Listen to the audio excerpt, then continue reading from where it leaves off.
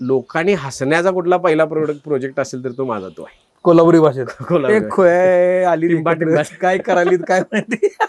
आणि ते आता 48 वर्षाचा आहे मी. 18 वर्षी चालू केले तर 30 वर्षाचा प्रवास आहे इथं पोहोचण्यासाठी. पैसे मिळवायला मी गेले 10 वर्ष शिकलो. असं सुरुवातीला 100% आलं असणार आहे, कारण कोल्हापूर खूप लांब, इथून 25 किलोमीटर आहे. तिथून लोक राहिले इथे येतील काय, मग इथं पण का करायला पाहिजे, याचा थॉट काय होता? की त्याने ते एक असं आमच्या मॅनेजरकडे दिलं. त्यावेळेला 3 जणांचा स्टाफ होता की त्यांना सांगितलं की मालक आले की त्यांना हे दे आणि विठ्ठल कामत येऊन गेले म्हणून सांग. हो बरं. होल्ड ऑन, लग्न ठरताना तुम्ही काय करत होता? काहीच करत होता. अरे कर्ज बाजारी होतं. आणि त्यांची स्टोरी इतकी कनेक्ट झाली आणि मी याच्या आधी 1-2 वेळेला आत्महत्या करण्याचा प्रयत्न केला. 16 रुंद सगळ्या युनिक आहेत. बिझनेसचं गणित कसं आखता तुम्ही? तर त्यांनी मला फोन केला की साहेब वाडा घेणार का? तो फोनच असा होता की रूम एवढी बाथरूम आहे सर.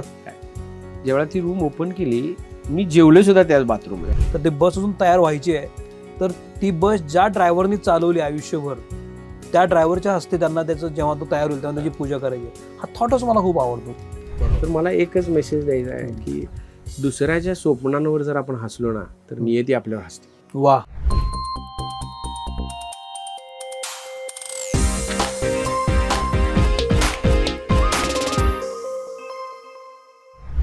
नमस्कार, मी सौमित्र बोटे. मित्रमणीमध्ये तुम्हा सगळ्यांचं स्वागत. हा जो आपण नवीन सेगमेंट केला आहे उद्योगाबद्दलचा, तर त्या उद्योगामध्ये आज फार महत्त्वाचा एपिसोड आहे असं मला वाटतं. जसं तुम्ही आता सुरुवातीला पाहिलं की आम्ही एका ट्रकमध्ये आलो आणि ट्रकमध्ये एक छोटीशी बाल्कनी आहे, तिथं बसलो आहे.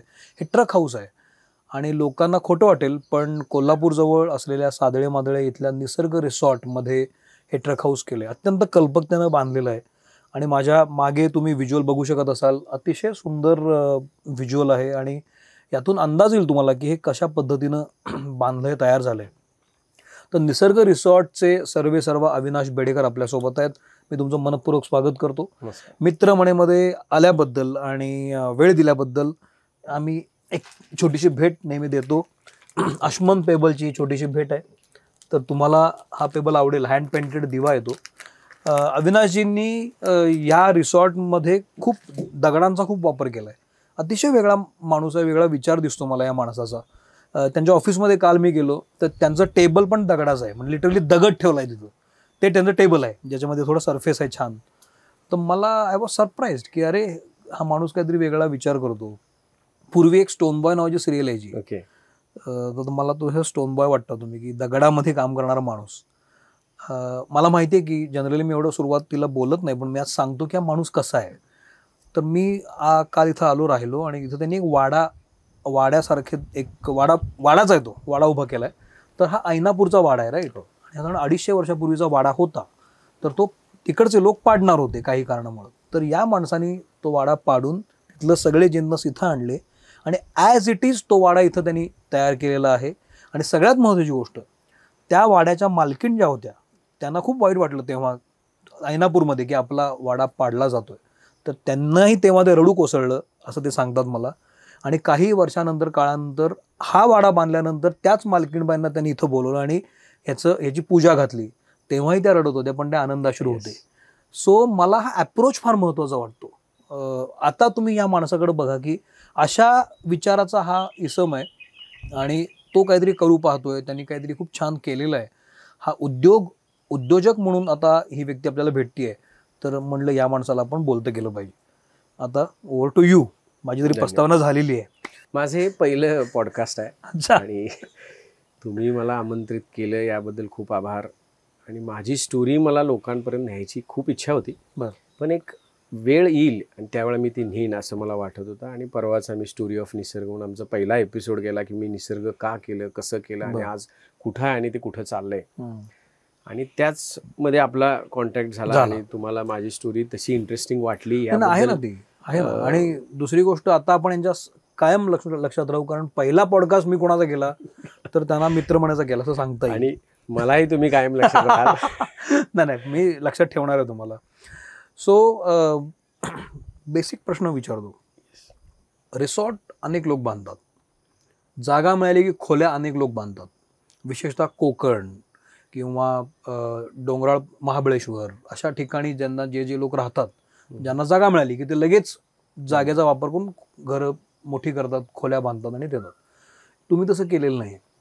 कोल्हापूरपासून 25 किलोमीटरवर जिथं काळं कुत्री येत नव्हतं त्या सादळे मादळेमध्ये तुम्ही रिसॉर्ट सुरू केलं.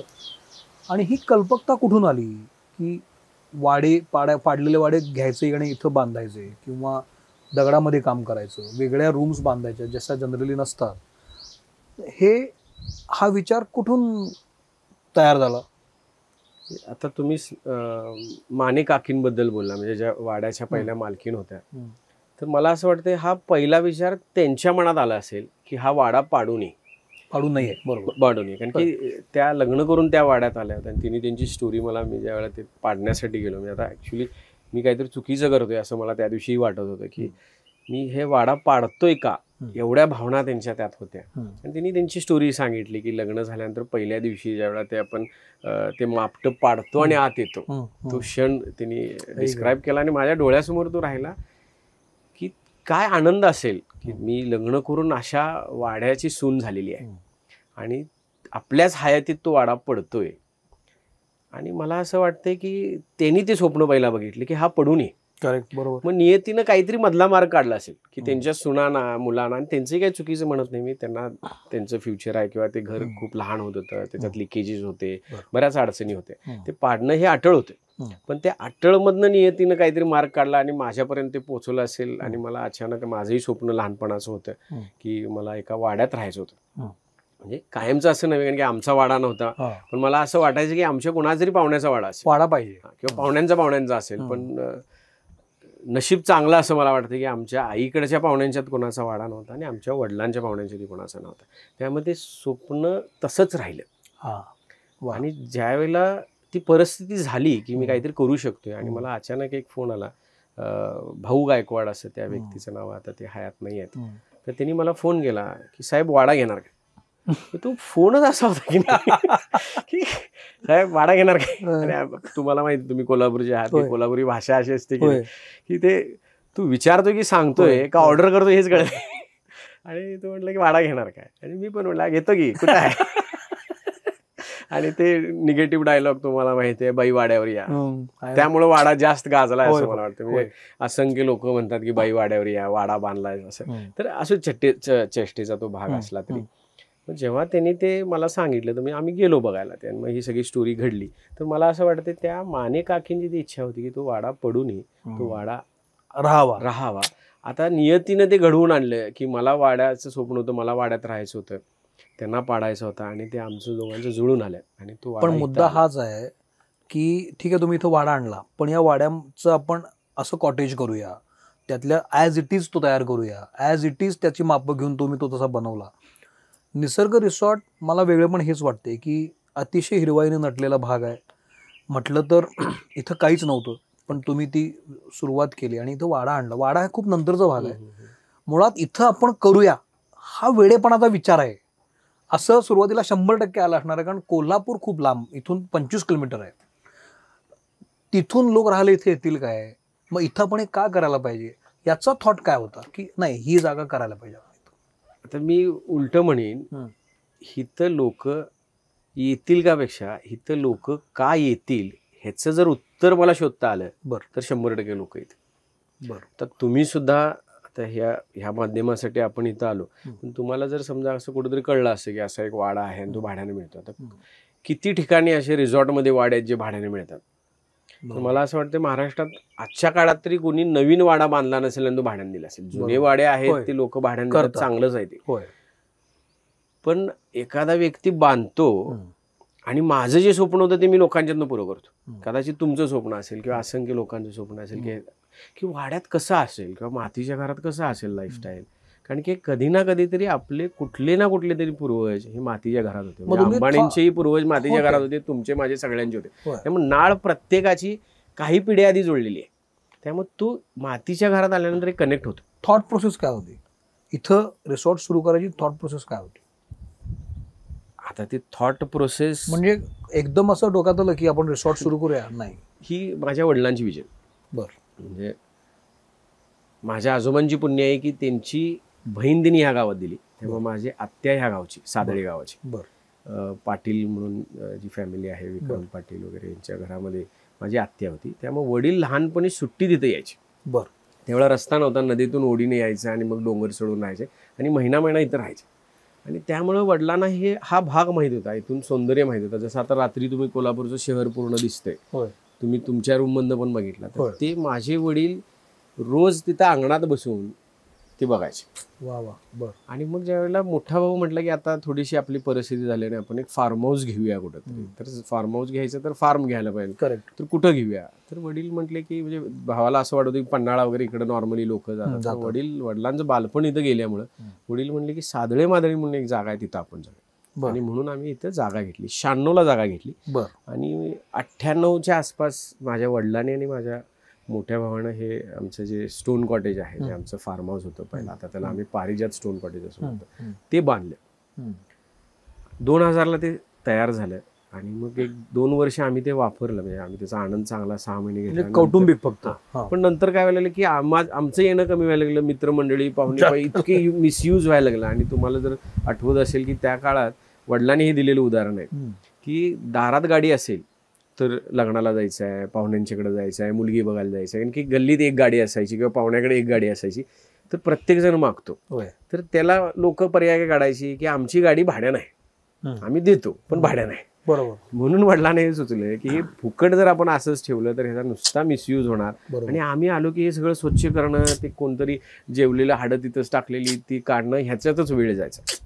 मग वडिलांनी ते केलं की आम्ही देतो पण आम्ही भाड्याने देतो. पाहुणा आहेस म्हणून तुला बाबा समजा 1200 भाडं असेल तर तुला 1000 देतो, 800 देतो. आणि त्यामुळे 80% लोक बंद झाली. म्हणजे ह्याच्यात बिझनेस उभा करणं हा कॉन्सेप्ट नव्हता, मेंटेन करणं, मिसयूज होतंय ते थांबवणं हा कॉन्सेप्ट होता. आणि त्याचा आम्हाला आनंद घेता येईल, इथनं सुरू झालं. आणि 2004 पर्यंत इथं लोक यायची, पार्टी करायची. त्यावेळेला इथं मटण पण कुठं मिळायचं नाही, लाईट नसायची, त्यामुळे फ्रीजमध्ये मटण ठेवणं पॉसिबल नव्हतं किंवा फ्रीजच नव्हता बेसिकली. ती खूप लक्झरी होती त्यावेळेला फ्रीज असणं. त्यामुळे मग वडिलांनी असं केलं की कपल इथं ठेवलं होतं, तुम्हाला जायचं आहे मटण तुम्ही घेऊन जावा, तर माझा माणूस तुम्हाला करून देईल आणि काय असेल ते इथं बसा, तुम्ही थोडे ड्रिंक्स वगैरे करायचे, लोकांनी जेवायचे आणि जायचे, आणि त्याचे चार्जेस आम्ही घ्यायचो. ह्या बेसवर हे फार्म हाऊसचं चालू होतं. आणि ह्याच काळात माझं 93ला 10वी झाली. आणि मग 2 वर्षाचा डिप्लोमा इन फार्मसी, खूप कमी शिक्षण झालं. आणि डिप्लोमा इन फार्मसी 2 वर्षाचा कोर्स केला. 96ला मी सुरुवात केली वयाच्या 18व्या वर्षी. पैसे मिळवण्याची जरा घाई होती असं मला वाटतं. आता 48 वर्षाचा आहे मी, 18व्या वर्षी चालू केले तर 30 वर्षाचा प्रवास आहे इथं पोहोचण्यासाठी. पैसे मिळवायला मी गेले 10 वर्ष शिकलो.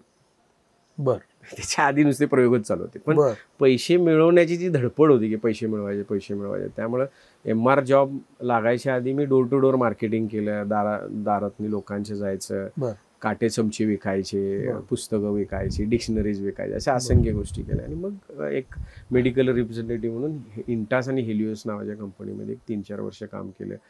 मग फार्मास्युटिकल बिझनेस करायचा, तर होलसेल सुरू केलं, आवी मेडिको म्हणून. मग ते काही वर्षानंतर आम्ही कॉलेजचे एक 5-6 मित्र एकत्र आलो आणि राजेश एंटरप्राइजेस म्हणून एक जुनी फर्म होती, ती आम्ही विकत घेतली. आणि 6 मित्रांची त्यावेळेला पार्टनरशिप. म्हणजे कोल्हापुरातली आता खूप लोक LLP करतात, म्हणजे आता कोल्हापूरमध्ये किंवा बऱ्याच ठिकाणी मिळतात, आता गडिंग्लजमध्ये माझ्या मित्राने सुरू केले.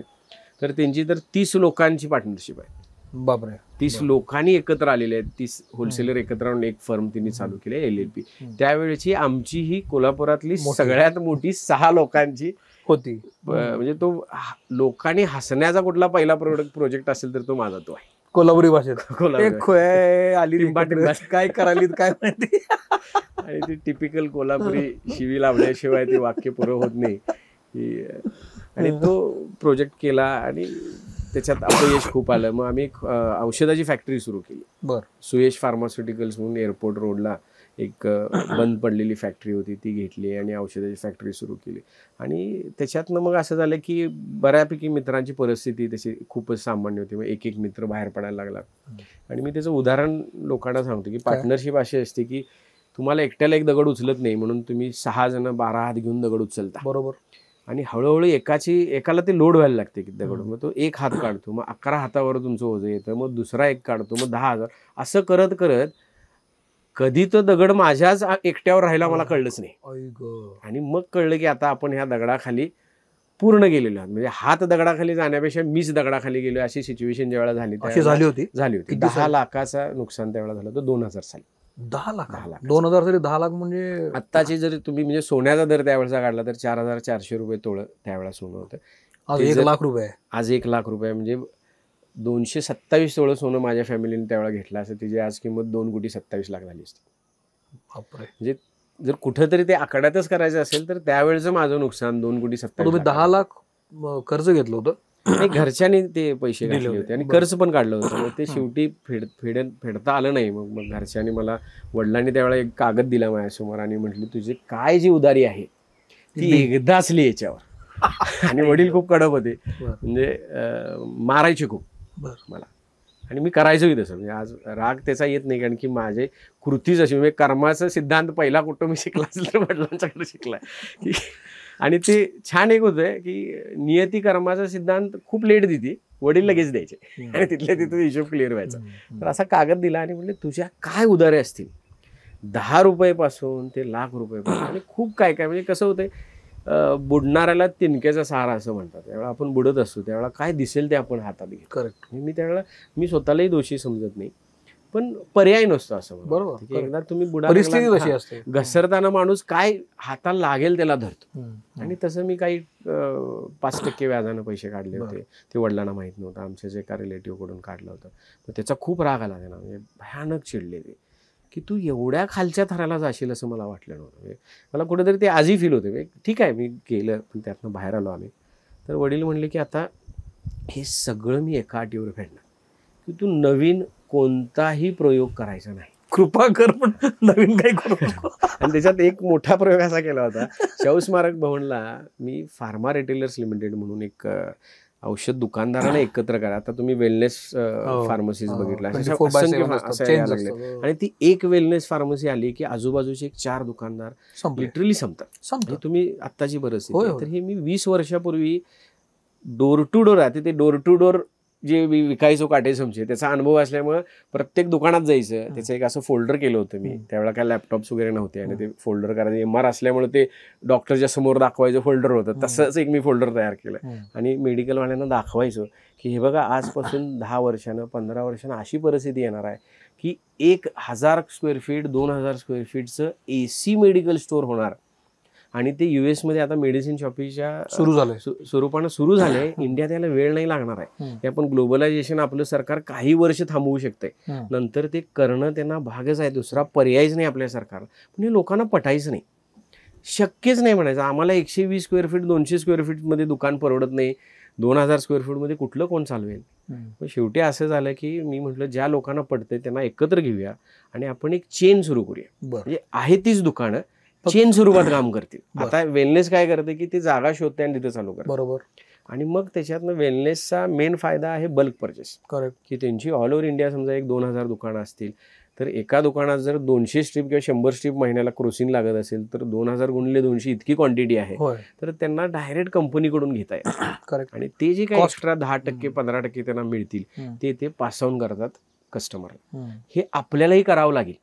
ह्यासाठी मी माझा लेख आला होता पुढारीला. हो का. बरं. फुल पेज लेख होता. शाहू स्मारकला एक सेमिनार घेतला. त्याला वडील माझा भाऊ आणि आई आली होती. त्यावेळेस वडील म्हटले की हा माणूस आयुष्यात किती प्रयोग करणार आहे आणि ह्याचा एक तरी प्रयोग सक्सेस होईल का नाही की तो इतका म्हणजे असं म्हणता येईल की क्रांतिकारी विषय होता तो त्यावेळेस. आणि लोकांनी खूप थट्टा केली माझी. पण ते काय सक्सेस झाला नाही का तर झालंच नाही. ते होऊ दिलं नाही. आम्ही 25 मेंबरपर्यंत गेलो. पण बाकीच्यांना ते असं वाटायला लागलं की मला काहीतरी फ्रॉड करायचा आहे आणि ह्या त्या गोष्टी. आणि मला असं वाटतं ना की पुणा मुंबईच्या लोकांनीच असे विषय करावे असं काहीतरी कोल्हापूरच्या लोकांना त्यावेळेला वाटत असेल असं मला वाटतं. त्यामुळे तो कॉन्सेप्ट चांगला होता आणि तो जर झाला असता तर कदाचित मला असं वाटतं की हे मेडिसिन शॉपीला टक्कर देण्याची ताकद मेडिकल दुकानदारांच्यात असते. पण हे सगळं झालं 2004ला माझं लग्न ठरलं. लव्ह मॅरेज होतं. तेव्हा तुम्ही होल्ड ऑन लग्न ठरताना तुम्ही काय करत होता. काहीच करत नव्हतं. अरे कर्ज बाजारी होतं आणि मला वाटतं अरेंज मॅरेज मी करूच शकलो नसतो. कोण मुलगीच दिली नसते. तर ही कोण मुलगी आहे की असं काही न करणार मुलाच्या प्रेमात कशी पडली ती. ती मैत्रीण होती माझी. अच्छा. आणि मला ज्यावेळेला हे लक्षात आलं की आता कोण मुलगी देणार नाही आणि ठीक आहे बाकीचे अपयश माणूस खपवू शकतं, पण आयुष्यात लाईफ पार्टनर पण नाही हे अपयश जरा असं खूपच जड जाईल. मी आणि तिनं मैत्रीण असल्यामुळे सगळी स्टोरी माझी बघितली होती. आणि कशी ती माझ्या प्रेमात पडली मला माहिती नाही, धडपडी आहे म्हणणार ना, किंवा मी तिला प्रेमात पडला असेल. आणि जरा फिल्मी झाला. आम्ही म्हणजे आमचा स्वेटरचा बिझनेस आहे आणि माझ्या सासू सासऱ्यांचा पण स्वेटरचा बिझनेस आहे. तर आम्ही ह्याला गेलो होतो, पहिल्यांदाच लुधियानाला स्वेटर खरेदीला गेलो होतो आणि ती पण बरोबर होती, मी पण फर्स्ट टाइम गेलो होतो. तिची 12वी झाली होती आणि ताजमहलच्या दारात तिला मी प्रपोज केलं. आम्हाला असंच ताजमहल दाखवायला नेलं होतं आणि कदाचित त्या मूव्हमुळे ती एकदम हे झालं की तिला अपेक्षाच नसेल की कुठला मुलगा ताजमहलच्या दारात आपल्याला प्रपोज करायला म्हणून होय म्हटली असेल का काय मला माहिती नाही. तसं होय म्हणण्यासारखं माझ्याकडे काही नव्हतं, त्यांना वेगळं भेटलं पाहिजे आपण. तिचा एक सेपरेट पॉडकास्ट होईल असं मला वाटते की तू का लग्न केलं या व्यक्तीवर, की त्यावेळेला काहीच नव्हतं माझ्याकडे.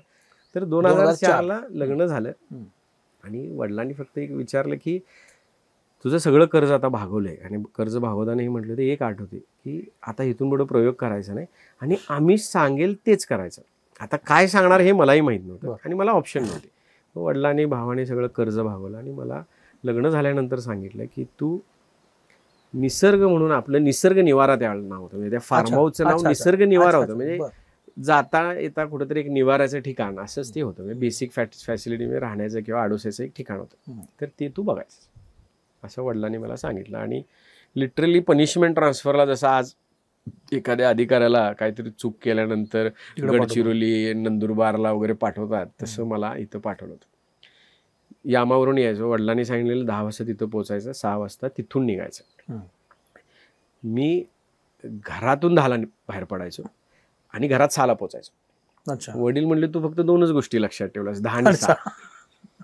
तिथं 10ला पोचायचं, मी इथनं 10ला निघायचो, तिथं 6 पर्यंत थांबायचं, मी घरी 6ला यायचो. तर असे 2 वर्ष गेले, मला काहीच इंटरेस्ट नव्हता आणि सारखं मन म्हणायचं की परत फार्मास्युटिकलमध्ये जाऊया आणि तो जे मेडिसिन शॉपी किंवा हे ज्या शॉपीज येणार आहेत उद्या त्यांच्यासाठी मी नाही गेलं तर कोण करणार, अशी खूप तळमळ व्हायची की उद्या काय होईल हे आलं तर. आणि ते सारखं तिकडं ओढायचं मला, पण तिकडची लोक घेत नव्हती कारण की अपयश तिथं 2-3 वेळा आलं होतं. त्यामुळे असं वाटायचं की ह्या अपयशी माणसाला परत चान्स नाही द्यायचा. असं म्हणजे माझी फार्मास्युटिकल फील्ड द्यायला तयार नव्हती, घरच्यांनी तर पहिलाच नाही सांगितलं. आणि योगायोगानं विठ्ठल कामत इथं आले. मी अजूनपर्यंत विठ्ठल कामतांना फक्त स्क्रीनवर बघितलंय, पण मला असं वाटतंय की माझ्या दुधाचं विरजन लावायला तो व्यक्ती इथं आला होता. म्हणजे दुधाचं दही लावायला आला होता आणि ते विरजन द्यायसाठी आला होता. एक ऑर्चिडचं छोटासा असा एक पितळी ग्लास आहे, तो त्यांनी इथं दिला. आणि ते कशासाठी आले होते, त्यांना इथं रिसॉर्ट करायचं होतं. एक 6-7 एकरची त्यांना जागा हवी होती, पण एका ठिकाणी 6-7 एकर त्यांना मिळाली नाही. आणि त्यावेळेला चहाचं ठिकाण आमचं एकच होतं, म्हणजे इथं दुसरं काहीच नव्हतं. हे मी तुम्हाला 2005च्या आसपासची गोष्ट सांगले, 5-6च्या आसपासची. मग त्यांनी ते एक असं आमच्या मॅनेजरकडे दिलं. त्यावेळेला 3 जणांचा स्टाफ होता, की त्यांना सांगितलं की मालक आले की त्यांना हे दे आणि विठ्ठल कामत येऊन गेले म्हणून सांग. मी ते छोटंसं घेतलं, त्याच्यावर ऑर्चिड असं एम्बॉस केलेलं होतं, अजूनही आहे माझ्याकडे. आणि विठ्ठल कामत कोण हे मला माहीत नव्हतं. मी काय केलं, आमच्या हॉटेल मालक संघाचे ओप्पलचे जे ओनर आहेत म्हणजे पार्टनर आहेत, सिद्धार्थ लाटकर म्हणून, तर त्यांना मी फोन केला. कदाचित त्यांना ते आठवत पण असेल. मी 2 वेळा त्यांना भेटल्यावर म्हटलं की सर तुम्ही मला एक असं काहीतरी दिलं की त्याच्यात माझं लाईफ चेंज झालं. त्यांना मी फोन केला की सर हे विठ्ठल कामत कोण. तर मला त्यांनी एक वाक्य बोलले, अरे तुला हॉटेल लाईनचा विठ्ठल माहीत नाही. आणि मला असं खरंच असं वाटलं की मला कसं काय माहीत नाही, एवढं मोठं नाव. ते म्हटलं तू पुस्तक त्यांचं वाचलेलं नाहीस का, इडली ऑर्चिड. आणि मी सर म्हटलं नाही. अरे हॉटेल इंडस्ट्रीतल्या माणसानं ते पुस्तक वाचलं पाहिजे आणि विठ्ठलाची माहिती असायला पाहिजे, कोण आपल्या हॉटेल लाईनचा विठ्ठल आहे, असं त्यांनी मला काय अशा शब्दात काहीतरी सांगितलं. मग त्याच दिवशी घरी गेलो आणि पुस्तक घेतलं अजब बुक स्टॉलमध्ये जाऊन की इडली ऑर्चिड भवानी मंडपात. आणि वाचण्याची खरंच मला आजही आवड नाही आहे. मी आयुष्यात मला वाटतं एक 5 पुस्तकं वाचली असतील. आणि ते पुस्तक रात्री 10 वाजता मी घेतलं आणि बायकोनं असा टॉन्ट मारला. ती मैत्रीण पण होती, नंतर बायको झाली. काय विशेष पुस्तक वाचायला. तर मी म्हटलं अगं नाही, ते विठ्ठल कामत कोण आहेत एवढं बघतो आणि झोपतो. आणि त्यांची स्टोरी इतकी कनेक्ट झाली आणि मी याच्या आधी 1-2 वेळेला आत्महत्या करण्याचा प्रयत्न केला होता आणि विठ्ठल कामतांनीही प्रयत्न केला होता. आणि ते त्यांच्या पुस्तकामध्ये मी ज्यावेळेला ते वाचत गेलो, 10 वाजल्यापासून सकाळी 5 वाजल्यापर्यंत मी नॉनस्टॉप ते पुस्तक वाचायचं. एक 4 पानं वाचायचो, डोळे बंद करून त्यांची जर्नी जगायचो. असं करत करत एका टप्प्यावरती तिने म्हणजे एक्झॅक्ट असेल असं नाही, पण अशा पद्धतीचा जो सीन होता की त्यांच्या एका मित्राला ते भेटणार होते आणि भेटल्यानंतर पत्र लिहून आत्महत्या करायचं. पण ते मित्र जवळचा आहे, त्याला लास्ट भेटूया, आणि तो यायचा आहे म्हणून खिडकीतून बाहेर बघत होते. 10व्या-12व्या मजल्यावर कुठेतरी ते त्यांचं ऑफिस का घर असेल, आणि समोर एक 40-50 मजल्याची बिल्डिंग होती, आणि एक पेंटर दोरीला लटकून कलर करत होता. आणि त्यावेळेला त्यांच्या मनात थॉट आला की ह्याला किती पगार असेल. 500 रुपये त्यावेळेला पगार आहे, आता 1000, 1200, 1500 पेंटरना पगार आहे. आणि एक पेंटर 500 रुपयेसाठी एवढी रिस्क घेऊ शकतो, तर मी मरणाचा काय विचार, हे रोज मरणाबरोबर लढतो, आणि मी एवढ्यासाठी लढाई माझी सोडायला लागलोय. आणि मग त्याच्यात तिने लिहिलंय की start with what you have. म्हणजे तुमच्याकडे काहीतरी आहे. ते का चालले होते की त्यांना जे करायचं आहे ते करता येत नव्हतं, कर्ज देत नव्हते, भाऊ मदत करत नव्हते, फॅमिली कोण नातेवाईक मदत करत नव्हते, आणि अर्धवट बांधलेलं काहीतरी त्यांचं ते ऑर्चिडचं बांधकाम 1-2 मजल्याचं झालं होतं. आणि मग तिने असा विचार केला की माझ्याकडे काय आहे तिथनं मी सुरू करतो. आणि तो थॉट, म्हणजे मी असं म्हणतो की माझ्या दुधाचं दही तिथं लागलं, की ते विरजन मी घेतलं. तो थॉट, पाक यो थॉट. आत्महत्या करायचा काय प्रकार दोनदा झाला, तो कधीच प्रकार आहे? एक 11वीला गेल्यानंतर गर्लफ्रेंड झाली, 4 वर्ष अफेअर होतं, ख्रिश्चन मुलगी होती, खूप डीप लव्ह होतं. मला असं वाटतं की पहिलं सगळ्यांचंच डीप लव्ह असतं. आणि 4 वर्ष ते झालं, मग तिच्या भावानं तिला कुठेतरी गायब केलं. म्हणजे अजूनपर्यंत मला ती कधी भेटली नाही. भेटण्याची इच्छा कशाची आहे, किंवा आहे का चांगली एवढंच ह्याच्यामध्ये. आणि ती डीपनेस एखाद्या गोष्टीवर करायचो आजही आहे माझ्यात. बरं. म्हणजे ट्रक हाऊसवर मी प्रेम करतो, माझी फिगो गाडी आहे, मी तिची पप्पी घेतो, माझ्या वाड्याची मी पप्पी घेतो. म्हणजे मला ते डीप लव्ह त्यावेळी कनेक्शन आहे. आणि त्या ह्याच्यात असं झालं की नाही आता पुढे जगता येणार आहे तिच्याशिवाय, असं काहीतरी झालं. आणि मग आत्महत्या करण्याचा प्रयत्न केला. पण त्या प्रयत्नात पण असं झालं की कुठंतरी नियती म्हटली की थांब, एवढ्यात नको, काहीतरी करून मरूया. बरं. म्हणजे असं म्हणतात, म्हणजे मी मानतो असं की तुम्ही गेल्यानंतर तुमचे पाऊल खुणा राहतात. जसं वाघ गेल्यानंतर वाघाच्या पाऊल खुणा राहतात, आणि वाघ गेलाय असं कळतंय, गाढव गेल्यानंतर गाढव गेलाय असं कळतंय. मी काही केलं तरी मी गेलो हे कळणार आहे, काय करून गेलो. करेक्ट. तर काहीतरी करूया आणि मग जाऊया असा थॉट आला. आणि मग आता आपण म्हणजे इमोशनल पिलर आणि एक प्रोफेशनल पिलर असतो माणसाचा. इमोशनल पिलरवर आपण अयशस्वी झालोय म्हणूया त्यावेळेला, तर मनी पिलरवर तरी आपण काहीतरी करूया आणि मग जाऊया, असा थॉट तो आला. आणि थांबलो तिथे. आणि दुसरा ट्राय ज्या वेळेला मनी पिलरवर पण सक्सेस मिळाली. मला हा फार महत्त्वाचं वाटतंय. म्हणजे इमोशनल तर असतंच, तो प्रत्येकाची अंतर्गत स्टोरी आहे.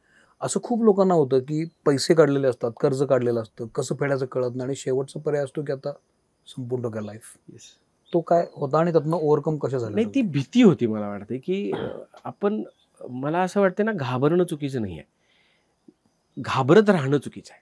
म्हणजे आपल्याला भीती वाटते, पण त्या भीतीत राहायचं नाही. ते भीती तुमचं घर केलं की मग आत्महत्या करावं वाटतं असं मला. मग काय करायचं? की भीतीला फेस करायचं. म्हणजे माझी त्यावेळची भीती होती की मी जे काय हा राडा केलाय, मराठी भाषेत म्हणता येईल की कोल्हापुरी मराठी भाषेत म्हणता येईल की राडा केलाय मी, तो ज्यावेळेला आपल्याला कळते की आपल्या हातात इतका राडा झालाय की आता तो आपण जगासमोर सांगूही शकणार नाही. म्हणजे आपलं जग म्हणजे काय असं, आई वडील, भाऊ, आणि त्यांना हे मी मांडू कसं, की लिटरली ज्यावेळेला आपण लॉसमध्ये जातो ना, त्यावेळेला एक जुगार खेळत राहतो असं मला वाटतं. जसं महाभारतामध्ये पुढच्या डावात सगळं मिळेल, पुढच्या डावात सगळं मिळेल, असे मी ते डाव खेळत गेलो. म्हणजे पहिला उसने घेतले, मग ते उसने देता आले नाहीत म्हणून थोडंसं काहीतरी देतो तुला परत, असं केलं. असं करत करत 5% मी पैसे घेतले. आणि मग मी देऊ शकत नाही हे ऍक्सेप्ट होत नव्हतं की अजून काहीतरी असं घडेल की सगळं आपोआप. ती काय फॅन्टझी असते असं मला वाटतं की मला नशीब साथ देईल. बरं. आणि असं सगळं होईल व्यवस्थित, आणि बघ वर्षभरात मी सगळं क्लिअर करेन. पण एक काळ येतो की तुम्हाला ही फॅन्टसीचा फुगा फोडावा लागतो, किंवा नियती तर फोडते. आयदर तुम्ही फोडता किंवा नियती फोडते. माझ्यासाठी मला वाटतं नियतीनंच तो फोडला. की अशी परिस्थिती झाली की मला व्याजानं सुद्धा कोणी पैसे दिले नव्हते. म्हणजे मी अजूनही वर्कशॉप्स घेतो, आणि मी त्या वर्कशॉप्समध्ये माझ्यासारख्या मुलांना शिकवायचा प्रयत्न करतो की बाबा यश मिळवणं तसं अवघड नाही आहे. पण आपण बऱ्याचदा अवघडला सोपं मानतो आणि अवघडला अजून अवघड करतो, किंवा अवघडला खूप अवघड मानून ते अशक्य करतो. तर बऱ्याचदा असं होतं की आपण अवघडला सोपं समजतो, बरं, आणि त्याच अवघडला आपण अजून अवघड करतो सोपं समजल्यामुळे. करेक्ट. आणि कधी कधी अवघडला अजून अवघड समजतो आणि त्याला अशक्य करून ठेवतो. Got it. Oh good. बरोबर. माझं असं झालं की सुरुवातीला मी त्याला खूप सोपं समजलं, त्यामुळे ते अजून अवघड झालं आणि नंतर त्याला इतकं अवघड समजलं की ते अशक्य झालं. बरं. आणि ह्याच्यामध्ये मी सँडविच झालो. आणि मग ह्यातनं बाहेर पडायचं झालं तर हे घरच्यांना सांगण्याशिवाय आता पर्याय नाही. की शेवटी मी सगळ्यांना सांगतो की अपयश पचवायचं असेल ना तर तुम्हाला तुमच्या लोकांची साथ लागते. बरं. नाहीतर तुम्ही पचवू नाही शकत. मित्रमंडळी, बाहेरची लोक किंवा तुमचं सर्कल, शेवटी घरातच यावं लागतं. आणि ते घरात जायचं कसं आणि ते काय घेऊन जायचं. म्हणजे त्यावेळेची अशी परिस्थिती की गंगावेशमध्ये मला जायचं असेल, तुम्ही कोल्हापूरचे तुम्हाला माहिती आहे, मी रमणमळ्यात राहतो, गंगावेश कोल्हापूर अंतर एक 2.5 किलोमीटर असेल. तर गंगावेशमध्ये जायचं असेल तर मला 5 किलोमीटरचं अंतर कापायला लागायचं. कारण की मी डायरेक्ट भाऊसिंगी रोडवरनं जाऊ शकत नाही. की कुठल्या तरी गल्लीत माझं देणेकरी असेल, मी कोणाची तरी देणेकरी आहे, अरे बापरे, तो बघितला तर मला थांबवणार. मग इकडून इकडून इकडून इकडून आता ह्यातल्या कित्येक गोष्टी माझ्या घरच्यांना माहीत नसतील. हे कसं आम्हाला माहिती नव्हतं, पण आता असं मला वाटतं की ते स्वीकारतील. म्हणजे असं वाटतं की त्या अपयशामुळेच आज इथं मी बसलोय किंवा त्या अपयशामुळेच आज आपण. मग त्यावेळेला जेव्हा तुम्ही तो मनी पिलर तुमचा डगमगला आणि डगमगला नाही, मोडला, तो पूर्ण मोडला. आणि मला घरातल्यांच्या समोर जाण्याशिवाय पर्याय राहिला नाही की मी ज्यांचं देणं होतो ती लोक मला इतकं हॅरेस करत होती. लिटरली एका पतसंस्थेचं मी कर्ज काढलं होतं आणि ती पतसंस्था म्हणजे त्यांनी सहकार्य खूप केलं, मी नाव घेतोय पण त्यांचं ते त्यांनी काम केलं. आणि मी ह्या माध्यमातून विठलाई पतसंस्था, महिला पतसंस्था, म्हणून त्यांचे खरंच आभार मानतो की त्यांनी प्रेशराईज केलं, मला पर्याय नव्हता. आणि त्यांच्या प्रेशरमुळंच मी घरी जाऊन सांगू शकलो. आणि ते कसं प्रेशर केलं, माझं नुकतं साखरपुडा झाला होता आणि माझ्या बायकोची मावशी त्या तारळे गावाची जिथली ही पतसंस्था आहे, तर ते मला ऑफिसमध्ये भेटायला आले की बेडेकर म्हणले तुम्ही कर्ज जर 12 लाखाचं कर्ज होतं, 9 लाख काढलं होतं, 4 लाख फेडलं होतं आणि परत 12 लाख राहिलं होतं, तुम्ही जर ते कर्ज नाही फेडलं तर आम्ही तुमच्या सासरवाडीत जाऊन तुमचं कर्ज वसूल करू. अरे बापरे, अशा टाईप त्यांनी काहीतरी, हे शब्द नसतील पण भावना ती होती. तर मला राग आला की म्हटलं असं नाही बोलू शकत तुम्ही, म्हटलं त्याच्यात त्यांचा काय प्रश्न आहे. आणि मग ते म्हटले मग तुमच्या घरच्यांना सांगा तुमची परिस्थिती चांगली आहे. मग त्यांनी थोडंसं फोर्स केलं की एक दिवशी त्यांची गाडी आली होती, त्यावेळेला वसुली गाडी यायची बघा, की असं जीप असायची आणि वसुली पथक असं लिहिलेलं असायचं. आणि ती एकदा घरी आली होती, त्यावेळेला मी घरी नव्हतो. ते थोडं काम त्यांनी माझं हलकं केलं असं मला वाटतं. त्यांनी त्याला अंदाज दिला की अशी परिस्थिती आलेली आहे की आता एक बँक आलेली आहे, उद्या 4 लोक घरी येतील. आणि मग मी घरी जाऊन सांगितलं. मग खूप वडील मला ओरडले, मारले त्यांनी मला की म्हणजे एवढं सगळं तू करशील आणि हे आम्हाला का सांगितलं नाहीस वगैरे. मग तिथून पुढे एक 6 महिने घरात रोज महाभारत तांडव असायचं. आणि वडील खूप महादेव नाव होतं त्यांचं, महाधव नाव होतं, पण ते महादेवासारखे तांडव घालायचे चिडले की. आणि मला खूप मारलं वगैरे हे झालं. आणि मग त्याच्यानंतर तो त्यांनी एक फॉर्म्युला काढला की बाबा इथं जा आणि पनिशमेंट ट्रान्सफर वर.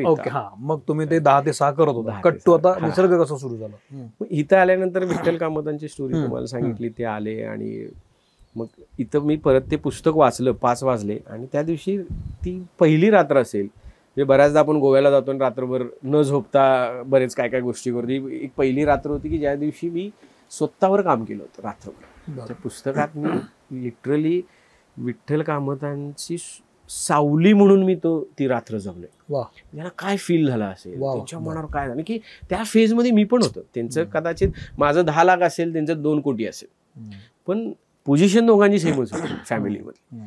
तर मी ते जगलो. आणि सकाळी 1 तासभर फक्त असं डुलकी घ्यायसाठी पडलो असेल, उठलो, आंघोळ केली आणि स्नेहलला उठवलं मी. ती रोज मला उठवायची, मी त्या दिवशी तिला उठवलं आणि म्हटलं की स्नेहल मी निसर्गला चाललोय. आणि म्हटलं काय एवढ्या लवकर, काय काम आहे, काय प्रॉब्लेम झाला आहे का. नाही म्हणलो मला जरा जायचं आहे. आणि मी इथं आलो आणि निसर्गला परत वेगळ्या नजरेनं बघितलं. Start with what you have. तुमच्याकडे जे आहे त्याच्यापासून सुरुवात करा. त्यासाठी तुमच्याकडे काय आहे हे तरी तुम्ही बघायला पाहिजे. आणि मग आज हे तुम्ही सुंदर व्ह्यू म्हणता ना, निसर्ग नव्हतं तेव्हाही हा व्ह्यू होताच. करेक्ट. पण मला कधी तो सुंदर वाटला नाही. किती सुंदर झालाय. मला तो सुंदर वाटला नाही त्याच्या आधी. आणि त्या दिवशी मला म्हणलं अरे एवढी सुंदर जागा तुझ्याकडे आहे, आता तुला ह्याला अजून सुंदर कसं करता येईल. आणि मी 3 गोष्टी त्या दिवशी निवडल्या की तुझ्याकडे काय आहे. तरी हे आता तुम्ही दगडांची भिंत बघितली, ते ओपन टू स्काय बाथरूम मध्ये 4 दगडं लावलेली आहेत, साईडनं तट्ट्या मारलेल्या आहे. तर त्या गोष्टीमध्ये 3च गोष्टी आहेत. एक तर आहे दगड, माती आणि लाकूड. बरोबर. ह्या 3 गोष्टींपासून मी ते सगळं उभा केलं. आणि मला इथे लक्षात आलं की इथं मला माती मुबलक मिळेल, दगड मुबलक मिळतील, लाकूड सुद्धा झाडं थोडीफार होती, इकडून तिकडून कुठलीही लाकूड कलेक्ट. आणि ह्या 3 गोष्टींपासून माझा प्रवास सुरू झाला. आणि असं मला वाटतं की नियती प्रत्येकाला त्याचं म्हणून एक काहीतरी मटेरियल देतं. जसं तुम्हाला कॅमेरा दिलेला आहे, सो मला काय नियतीनं गिफ्ट म्हणून दिला असेल, जसं तुम्ही पण बघा आज गिफ्ट म्हणून दगडच दिला. आणि योगायोगानं तुमची वाईफ दगडामध्ये काम करते आणि म्हणून तुमच्याकडे ते आले. तुम्ही विकत नाही आणलेलं आहे. ह्याचा आनंद त्या गिफ्टचा असा जास्त आहे की ती गिफ्ट कुणीतरी बनवलंय आणि ते तसं एकच आहे. बरोबर. तसं रेप्लिका नाही होत युनिक की असे 10 करतील पण असं सेम टू सेम नाही. Correct it's not a factory made. Yes yes yes. तर हे लक्षात आलं की ह्या 3 मटेरियल बरोबर तुम्ही जेही काही करता ते तुम्हाला हातानंच बनवावं लागतं. म्हणजे तुम्ही बिल्डिंग बांधता, ती काय तयार ब्लॉक्स असते ते तुम्ही बसवता किंवा ते साचे असतात त्यात करता, ह्याच्यामध्ये युनिकनेस येतो.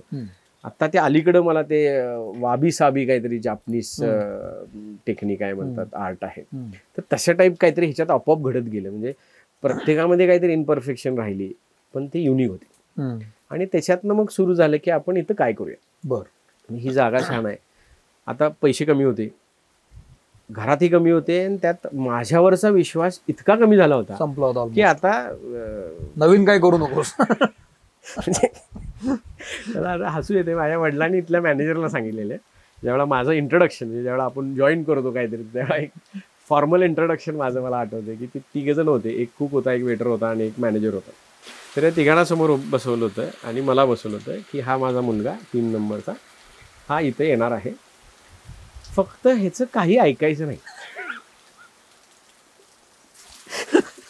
आणि मलाही सांगितलं होतं की तुला का जायचं इथं निसर्गला, की आम्ही सांगू काय की मुलगा काय करतो.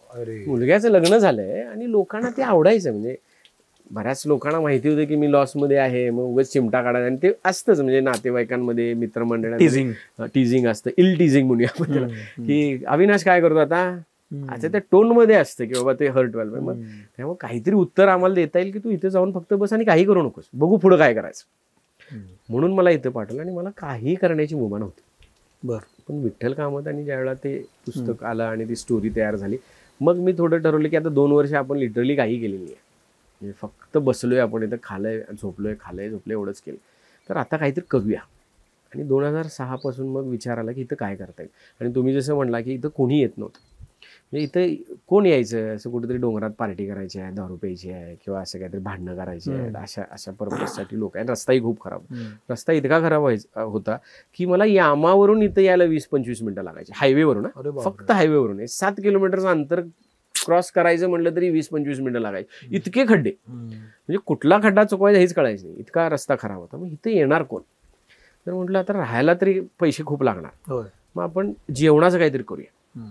मग आता जेवणाचं काय करूया, तर तुम्हाला जसं सांगितलं की लाकूड, दगड, माती हेच आपल्याकडे इथं आहे. तर मग इथंच आमच्या हे खाली फॉरेस्ट आहे, गुलछडी नावाचं एक झाड आहे. मला फॉरेस्टचं वीड म्हणतो, म्हणजे ऑस्ट्रेलियामधून ते नको असणारं झाड इथं त्या काळात फॉरेस्टनं लावलं आणि सगळं आता महाराष्ट्रात ते पसरले. त्याच्यावर एकही पक्षी बसत नाही, फुलपांखरू बसत नाही, कुठला प्राणी त्या झाडाखाली राहू शकत नाही. असं हे गुलछडी, त्याला काहीतरी नाव मला एक्झॅक्ट माहिती नाही, मी तुम्हाला नंतर सांगतो. हे म्हणजे हे वीड आहे ऍक्च्युली, तण आहे, जंगलातलं तण आहे. ते सगळं पसरण्याच्या खाली दुसरं झाड कुठलं येत नाही. म्हणून मी हे का आधी सांगलं, डिस्क्लेमर केलाय.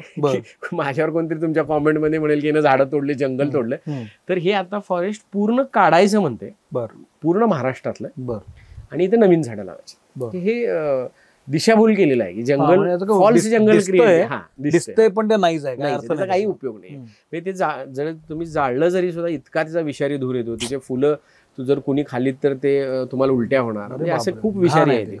तर त्याच्या मी थोड्या फांद्या तोडल्या आणि त्याचे खांब तयार केले आणि त्याचा एक मांडव घातला. जवळपास हा एवढा जसा टप्पा आहे त्याचा मांडव घातला, खाली सारवलं. ब्लॉक विटा माझ्याकडे काही शिल्लक होत्या, त्या ब्लॉक विटा ठेवल्या खाली बसायला, की टेबल घ्यायलाही पैसे नव्हते त्यावेळेला. पण त्याच्यावर एक असं लाकडाचा पाट तयार केला आणि बसलो. तिथंच एक झोपडीसारखं केलं, त्याच्यात एक चूल केली आणि तिथं किचन चालू केलं. आणि बाहेर एक बोर्ड लावला की चुलीवरचं जेवण मिळेल. आणि मग 1-2 लोक यायला लागली आणि त्यांना जेवण आवडायला लागलं. असं करत करत करत खूप गर्दी व्हायला लागली. लोकांना ते पहिलं मी म्हणजे आता चुलीवरचं जेवण वगैरे खूप आलं, त्यावेळेला चूल आता लोकांनी अट्रॅक्ट करायला केलं. करेक्ट. की सगळेच बाबा गॅसवर करतात, आपण चुलीवर करूया. करूया. मग आता परवा मी चुलीवरचा फरसाणा आहे, आता चुलीवरच्या फरसाण्यात काय चुलीवरचा स्मेल असणार आहे माहिती नाही, पण चुलीवरचा फरसाणा पण आला. तसं मग चुलीवरच्या बऱ्याचशा गोष्टी लोकांच्या, मग त्यावेळेला मी चुलीवरचं जेवण करण्याशिवाय मला पर्याय नव्हता, म्हणून चुलीवर. कारण की तेच सोपं होतं. गॅस आणणं, ते सिलेंडर लावणं, शेगडी आणणं हे पॉसिबल नव्हतं. लाकूड तुम्ही जेवण करत होता? मी जेवण करायचो.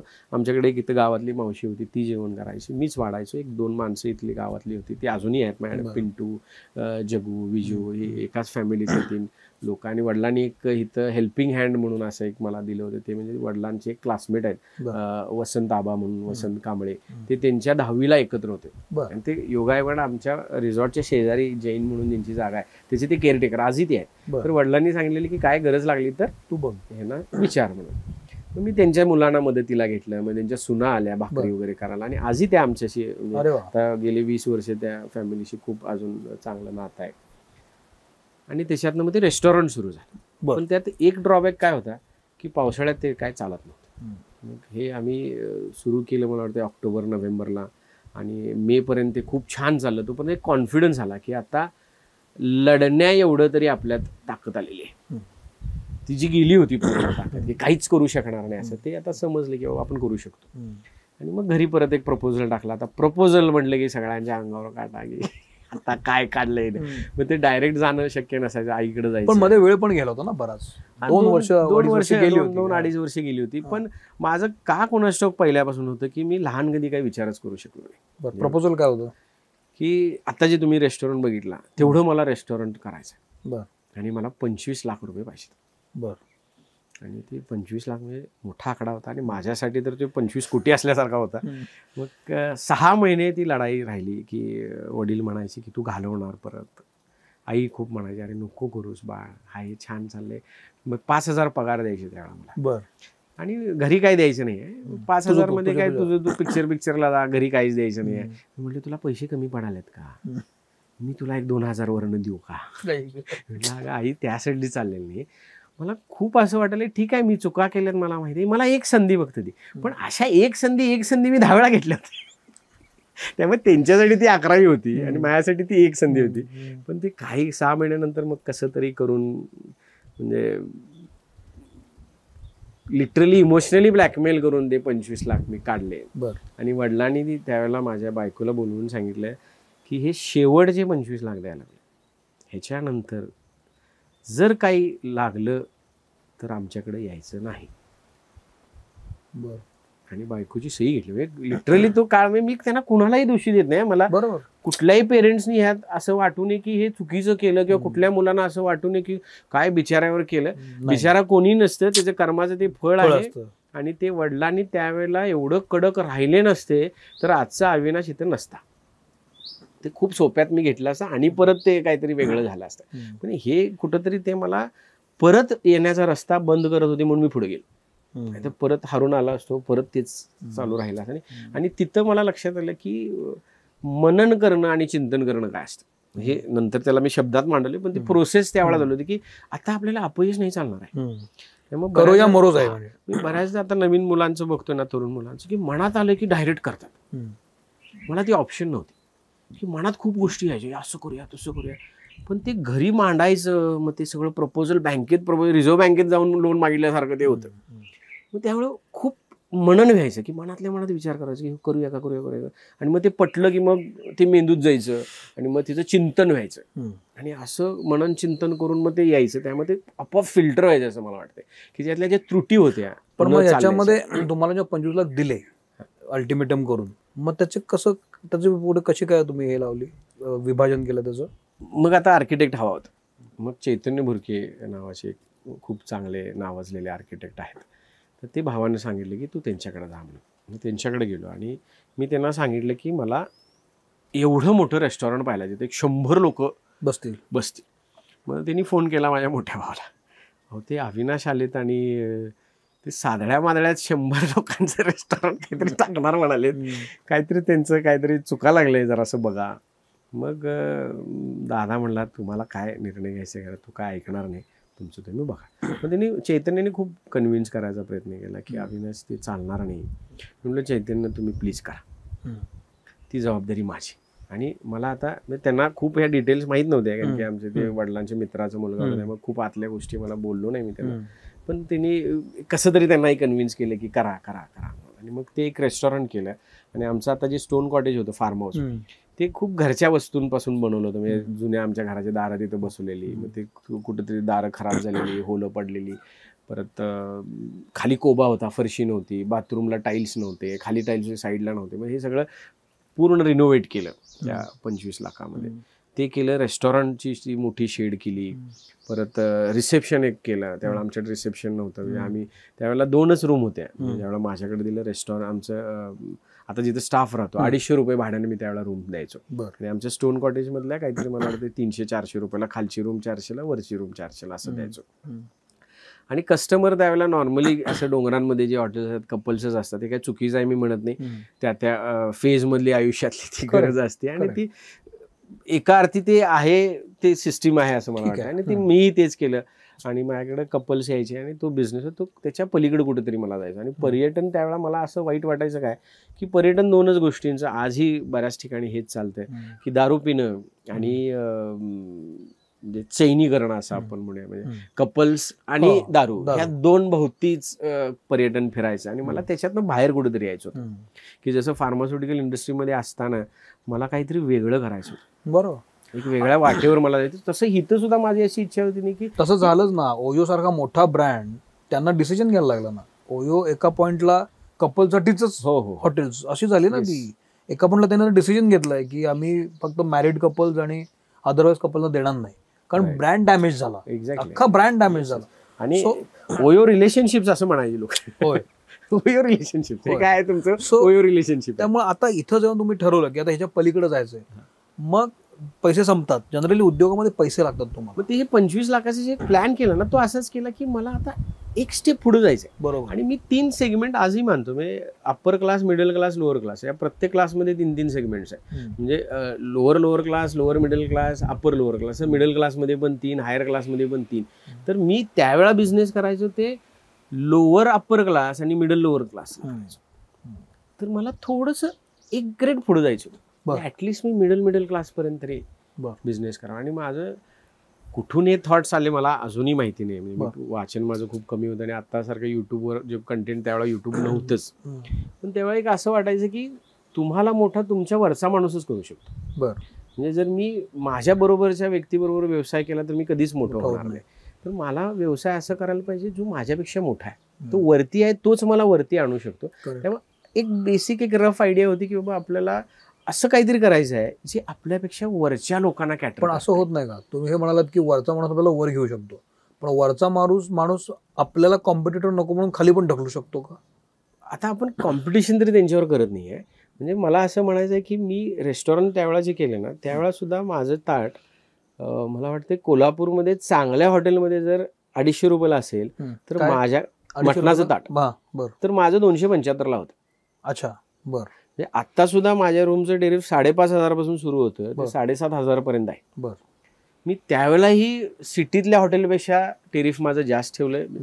आताही मी तसंच केलंय जेवणाचं की मला ते थोडं वरचं सेगमेंट हवं आहे. आणि ते खूप डिमांडिंग असते त्या सेगमेंटला. ज्यावेळेला तुम्ही 4 पैसे जास्त चार्ज करता, म्हणजे 250चं कोल्हापुरात 250ला आहे, मी इथं 200ला ठेवलं तर लोक काय म्हणणार, स्वस्त आहे, खपून जाते, म्हणजे काहीतरी सर्व्हिस कमी पडली.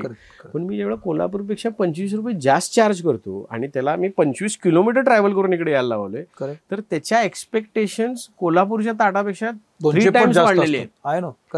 आणि मग त्या जर तुम्हाला फुलफिल करता येत असतील तरच मग इथं तुम्ही धंदा करू शकता. करेक्ट. आणि तरच ग्रो करू शकता. की इथं कोल्हापूर एवढा रेट कोल्हापूरपेक्षा खाली ठेवलं तर परवडणारच नाही. कोल्हापूर एवढं ठेवलं तर मी फक्त सर्व्हाइव्ह करणार आहे. मला ग्रोथ करायची असेल तर जे मला खर्च येतो ना इकडे येण्याचा, इकडे मटेरियल आणण्याचा, तर ते तुम्हाला जास्त द्यावं लागेल. म्हणजे महाबळेश्वरला गेल्यानंतर तुम्ही वाई एवढा रेट नाही एक्सपेक्ट करू शकत. पण कुठल्याही उद्योगामध्ये जेव्हा तुम्ही आता मार्केट रेट काय आहे बघत असता आणि मार्केट रेटपेक्षा जेव्हा मी चढ्या दर लावतो तेव्हा जनरली असं म्हणतं की अरे निगेटिव्हिटीकडेच हे जातं की अरे तू जास्त रेट लावला असता तर कसं होणार. ही भीती वाटली नाही तुम्हाला? वाटली ना, भीती वाटली, नो डाऊट. पण एक विश्वासही होता की एकदा लोकांनी जर माझं खाल्लं तर परत येणार. आता त्यात खूप डीप का जात नाही, कारण की रेस्टॉरंट बिझनेस तो बिझनेस मी नंतर बंद केला म्हणून मी सांगतो. तो सर्व्हाइव्ह साठी केला की तो एकच करणं शक्य होतं मला. मी तुम्हाला रेस्टॉरंट पुरतं विचारत नाही. तुम्ही जेव्हा निसर्ग सुद्धा सुरू केलं तेव्हा तुम्ही म्हणालात की माझे रेट्स हे कोल्हापूर सारख्या जे उत्तम हॉटेल आहेत त्याला तोडीस तोड आहेत. येस. मग तिथून इथे यायचं आणि इथं राहायचं.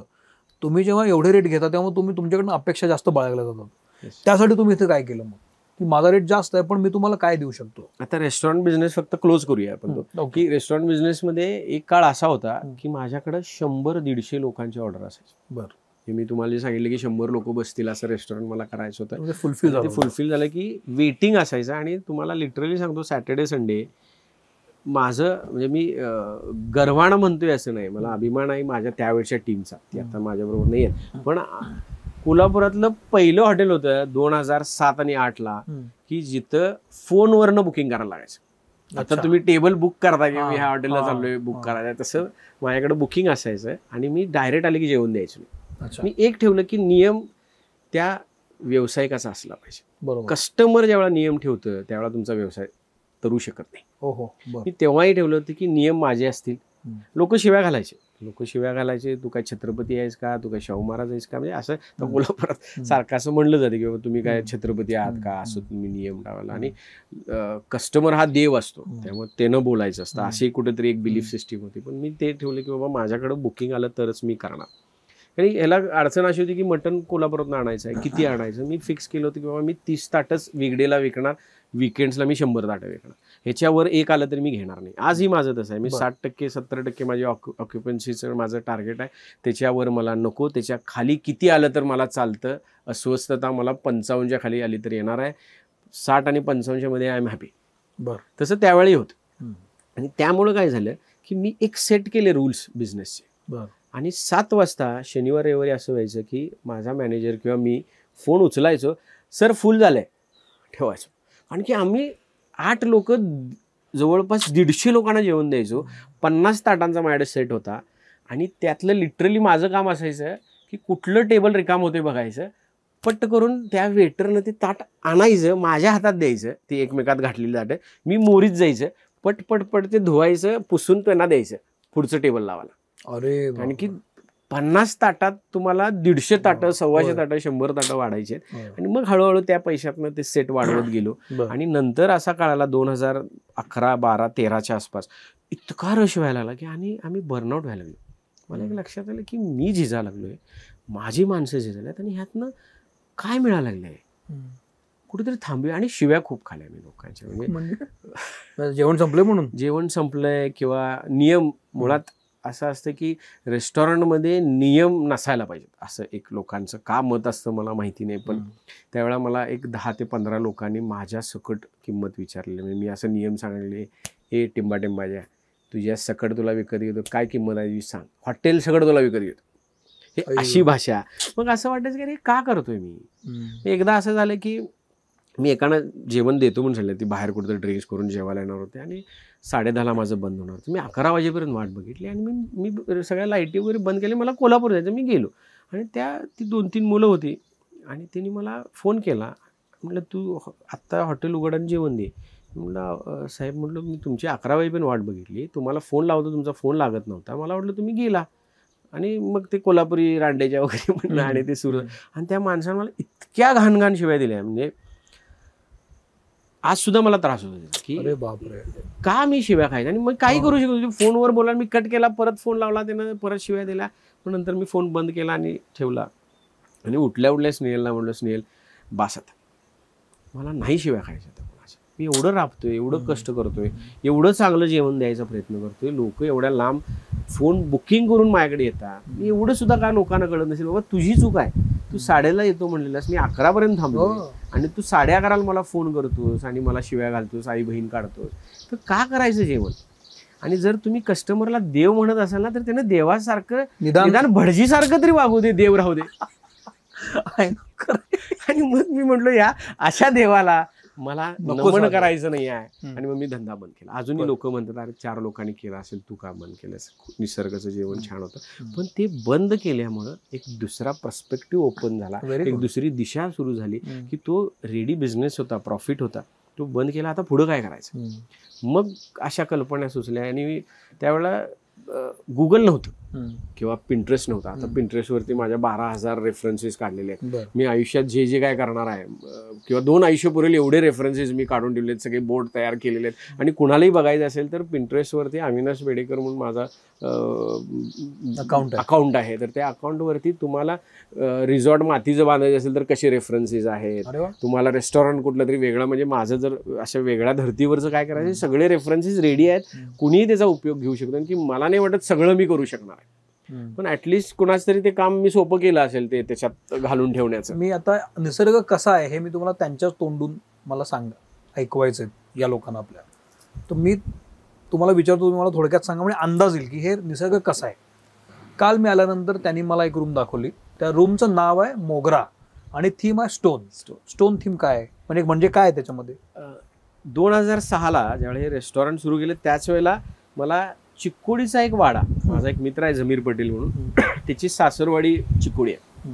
तर त्याच्या सासरवाडीत गेलो होतो आणि तिथे एक वाडा जुना कधीतरी पाडणार असं कोणतरी सांगितलं आणि मला जुन्या वस्तूंची आवड आहे म्हणून त्याच्या मेहुण्यानं मला तो वाडा दाखवला. त्यावेळी तो सुस्थितीत होता, पाडला नव्हता. तो वाडा नंतर 2 वर्षानंतर पाडायचा असं म्हणून त्याच्या मेहुण्याने निरोप पाठवला. मग त्याचा दगड मी घेऊन आलो होतो. चिक्कोडीचे सरकार कुलकर्णी म्हणून, मला वाटतं तो वाडा 300-400 वर्ष जुना असेल. इतकं त्याचं काम सुंदर गेलेलं आहे. म्हणजे आता मशीनवर कट केल्यावर सुद्धा जे परफेक्शन येत नाही ना, ते तुम्ही कसं हातानं त्यावेळेला घडवलं असेल, इतकं सुंदर. माझ्या घराच्या इथं एक देवळी आहे, तुम्हाला त्याचा फोटो पाठवला, तुम्ही फक्त त्या देवळीवरून लक्षात येईल की तो वाडा काय होता. आणि त्या वाड्याचा एक फोटो आहे माझ्याकडे, तोही जर तुम्ही प्रेक्षकांना दाखवला का तर त्यांना कळेल. म्हणजे मी काय सांगतोय ना, ह्याचा कुठेतरी त्यांना रेफरन्स लागेल आणि ते रिलेट करू शकतील. इतका सुंदर वाडा तो. आणि मी जाऊन तिथं प्रत्येक दगडावरती नंबर पाडून तो आणला. आणि त्याच्यातलं सर हे जे तुम्ही काल रूम बघितली मोगरा, त्या वाड्याचं फक्त 5% मटेरियल आता मी वापरलं. अरे अजून 95% मटेरियल मी वापरलेलं नाही. कारण की मला असं वाटतं तुम्हाला न्याय देता येत नसेल तर तुम्ही त्याचं वाट तरी लावू नका. म्हणजे चांगलं करता येत नसेल तर ॲटलिस्ट खराब करू नका. पण त्या स्टोन थीम मध्ये काय काय आहे? त्याच्यामध्ये तो बेड आपण स्टोनचा सगळा स्टोनचा बेड केलेला आहे. ती फरशी आहे ती स्लेट आहे. स्लेट म्हणजे जशी आपण पाटी असायची ना तशी, म्हणजे पायालाही तो ह्याचा स्पर्श आहे. तसं जर तुम्ही बेसिन बघितला तर ते दगडामध्ये आहे. बाहेरच्या बाजूला जे आपण बसलो होतो तिथे एक टेबल सारखा आहे, 2 खांब आहेत आणि मध्ये टेबल. तो टेबल म्हणजे तो ऍक्च्युली त्या चिक्कोडीचा वाडा अर्धा एकरमध्ये होता. त्यांच्या परण्यामध्ये त्यांचं जे धुणं धुण्याची जागा होती, असे 4 दगड होते मोठे, तिथं त्यांचे कामगार धुणं धुवायचे. त्याचा तो दगड आम्ही तिथे तो टेबल म्हणून ठेवला आणि त्याच्यावर बसल्यानंतर ना खरंच ती एनर्जी मिळते असं मला वाटतं. दुसरं कुठलं नाव आहे? दुसऱ्या रूमचं काय नाव आणि थीम काय आहे? आता निशिगंध म्हणून एक रूम आहे, ती सगळ्यात शेवटी केलेली आहे मी. आणि ती वन ऑफ माय ड्रीम्स होती. त्याचं काय वैशिष्ट्य आहे? त्याचा बाथरूम मध्ये एक साधारणतः 5 फूट बाय 3 फुटाचा 3.5 फुटाचा असा मोठा दगड आहे. वरती रेन शॉवर आहे. एक कपल दगडावर उभारून आंघोळ करू शकता अशी तिची थीम आहे. एक 6 फुटाचा दगड आहे, त्याच्यावर एक कपल मिठी मारून झोपू शकतात. रुंदी नाही आहे पण रुंदीला जवळजवळ 3-1 फूट असेल किंवा 2.5 फूट 2.5-3 फूट असेल आणि लांबीला 6 फूट आहे. तर हे करण्यामागचा थॉट असा आला, एका साईडला त्याला टब्बात आहे. तर तो थॉट असा आला होता की मी एकदा वाईफ बरोबर लग्न झाल्यानंतर 2006 वगैरे ह्या काळात आंबोलीला राहायला गेलो होतो. आणि त्यावेळेला ते साधे कॅमेरे असायचे, असं क्लिक करायचं फोटो काढायचा, 36चा रोल असायचा. आणि मी तिचे 4 फोटो काढले आणि एकाही फोटोमध्ये मला तिला व्यवस्थित काढता आलं नाही. इतकी गर्दी की तिथं कुठं प्रायव्हसीच नाही आहे. आणि ते फोटो कसा आला हे कळत नाही तुम्हाला. ते कोणतरी नेमकं आडवं येते किंवा तिथं कुठंतरी तिला घेऊन असं मला उभारायचं असेल. आणि मी बऱ्याच कपल्सची ती परिस्थिती बघितली की त्यांना तिथं तो आनंद घ्यायचा आहे दगडावर भिजण्याचा, पण मिळत नाही. पण ती स्त्री भिजली ना की तिच्याकडे ज्या नजरेनं मुलं बघतात किंवा ड्रिंक्स वगैरे केल्याची ती नजर खराब होते. आणि आपल्या देशात असा आनंद कधी घ्यायचा लोकांनी, कधी ते थोडंसं एक राहील की बाबा आपण म्हणजे त्याला आता शब्दात मला मांडता येईल. तो फील जो आहे की तो थोडस आपण त्या विचारानं कधी पुढे जाऊ असं वाटायचं.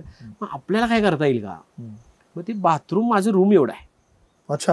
तुम्ही जर ते बघितलं तर काल ती रूम बुक होती म्हणून मी दाखवू शकलो नाही. नंतर आपण हे झालं त्याचं व्हिज्युअल आम्ही दाखवू.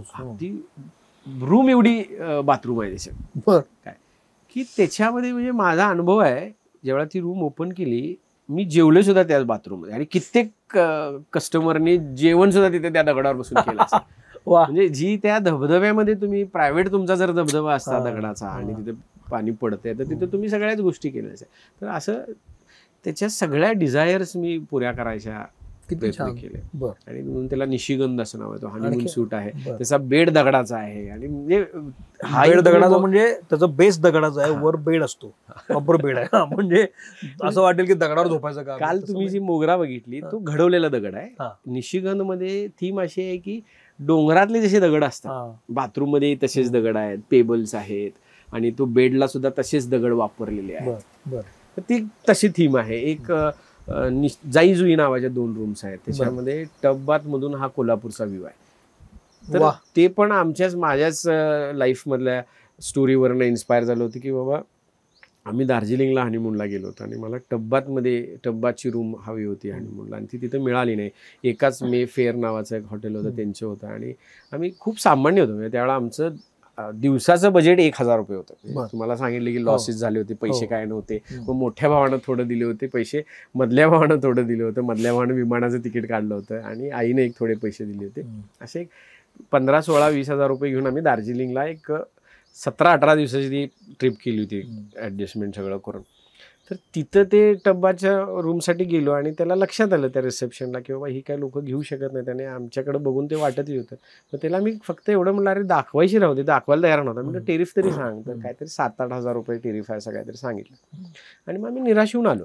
म्हणजे हिथं एखादी रूम करूया अशी स्पेशियस ज्याच्यामध्ये आनंद घेता येईल. जसं तुम्हाला म्हणलं की लोकांनी हिथं येण्याचं कारण मी निर्माण करायला पाहिजे. का येतील लोक, तर का येणार नाहीत लोक, हा विचार असल्यामुळं असं काहीतरी करायचं की लोकांना प्रश्न पडला पाहिजे मी का जाऊ नये तिथं, का जावापेक्षा मी का जाऊ नये. म्हणून हे सगळं वेगळं ट्रक हाऊस केला. मग तसंच ती जाई जुईची रूम जी केली ते टब्बात मग आम्ही डिझाईन केलं. मग चैतन्यला सांगितलं की आपल्याला असं करूया आणि चैतन्य पण खूप क्रिएटिव्ह आहे आणि चैतन्य आणि मी मिळून ते डिझाईन केलं की आपल्याला तसं म्हणजे कॉन्सेप्ट माझं ते फॅन्टसीज मी त्याला सांगायचं. मग त्याच्यातनं तो स्केच करायचा असं ते छान व्हायचं. आणि मग तो टब्बात मधून पूर्ण कोल्हापूरचा व्ह्यू मिळतो. एक कपल त्या टब्बात मध्ये बसलंय आणि रात्रीचे सगळे असे तारे दिसालेत असं वाटतं की कोल्हापूरच्या सगळ्या लाईट्स आणि ते कपल त्यात बसले. आणि ते मी तसं बांधलं की कुठल्याही साईडनं कपल बसलं तरी निवांत एकमेकाशी गप्पा मारत बसलं. अरे वा. म्हणजे असं बसलं उलटं बसलं म्हणजे रूम बघायचं, रूमकडे बसलं. तर ते कस्टमाइज टब्बात करून गेलं. वा. तर अशा काही गोष्टी सुचत गेल्या. ही जी कल्पकता ही तुम्हाला उपजत होती का डेव्हलप झाली हळूहळू. माझी फोटोग्राफी मेमरी खूप छान आहे असं मला वाटतं. की तुम्हाला जसं सांगितलं त्यावेळेला युट्यूब नव्हतं, गुगल नव्हतं, फेसबुक नव्हतं. तर मग जगात काय चाललंय कळणार कसं. मग तुम्ही कोल्हापूरचेच आहात तर अरविंद ख्रिश्चन हायस्कूल आहे म्हणजे पार्वती टॉकीजला जाताना तिथे एक चाच्याचं एक असं छोटंसं केबिन आहे ज्यात तू जुनी पुस्तकं आणि मॅगझिन्स विकतो. बऱ्याच लोकांनी तिथून घेतली असते. तर तो टुरिझमचे मॅगझिन 7 रुपये 8 रुपये 10 रुपये असे विकायचा. मग मी ज्या वेळेला मला हे पैशाची अडचण असायची मग थोडेफार पैसे जुळले की 50-100 रुपये घेऊन जायचे आणि एक शोधून त्यातले एक 10 मॅगझिन्स घेऊन यायचे. आणि त्या मॅगझिन्स मध्ये जे काय मला आवडते ते मी कट करून फाईल करून ठेवायचं. अच्छा. बरं. की कधीतरी आयुष्यात हे करायचं. पिंटरेस्ट तुम्हाला सांगितलं की मी 2 आयुष्य कमी पडतील एवढे रेफरन्सेस काढलेत की तुम्हाला त्यावेळेला सर्व्हायवल स्टेजमध्ये तुम्हाला वेळ खूप असतो. हे काम तुमच्याकडे करायची इच्छा असते पण काम नसते. त्यावेळेला मला वाटतं तुम्ही स्वप्न बघावीत आणि ती स्वप्न रिअलिस्टिक करायची असतील तर त्याला रेफरन्सेस पुरावे आणायला पाहिजेत किंवा हे माझं स्वप्न आहे तर त्याला हा पुरावा आहे. आणि मला असं वाटतं ना तुम्ही जे केलं ना ते तुमच्यापेक्षा चांगलं किंवा तुमच्यापेक्षा थोडं कमी कुणी ना कुणीतरी केलेलं असतं. तर त्याचा रेफरन्स घ्या. म्हणजे असं कुठलीच गोष्ट नसावी की जी युनिक आहे. म्हणजे एखादा सायंटिस्टच असं काहीतरी निर्माण करू जे कुणी केलेलं पण तुमच्या माझ्यासारख्या कधीतरी काहीतरी केले. पॉडकास्ट करता कोणीतरी केलेला आहे जे काहीतरी फक्त त्यातनं आपण इन्स्पायर होऊ शकतो. करेक्ट.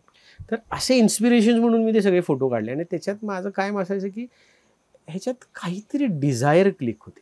म्हणजे मला असं वाटतं की tourism industry is all about desire. की तुम्ही गोव्याला काय जाता की तुम्हाला बीचवर बसायचं आहे, इट्स अ डिझायर. आता टब बाथरूम असेल, हनीमूनला इकडंच जाऊया, बर्फात का जायचं, डिझायर आहे.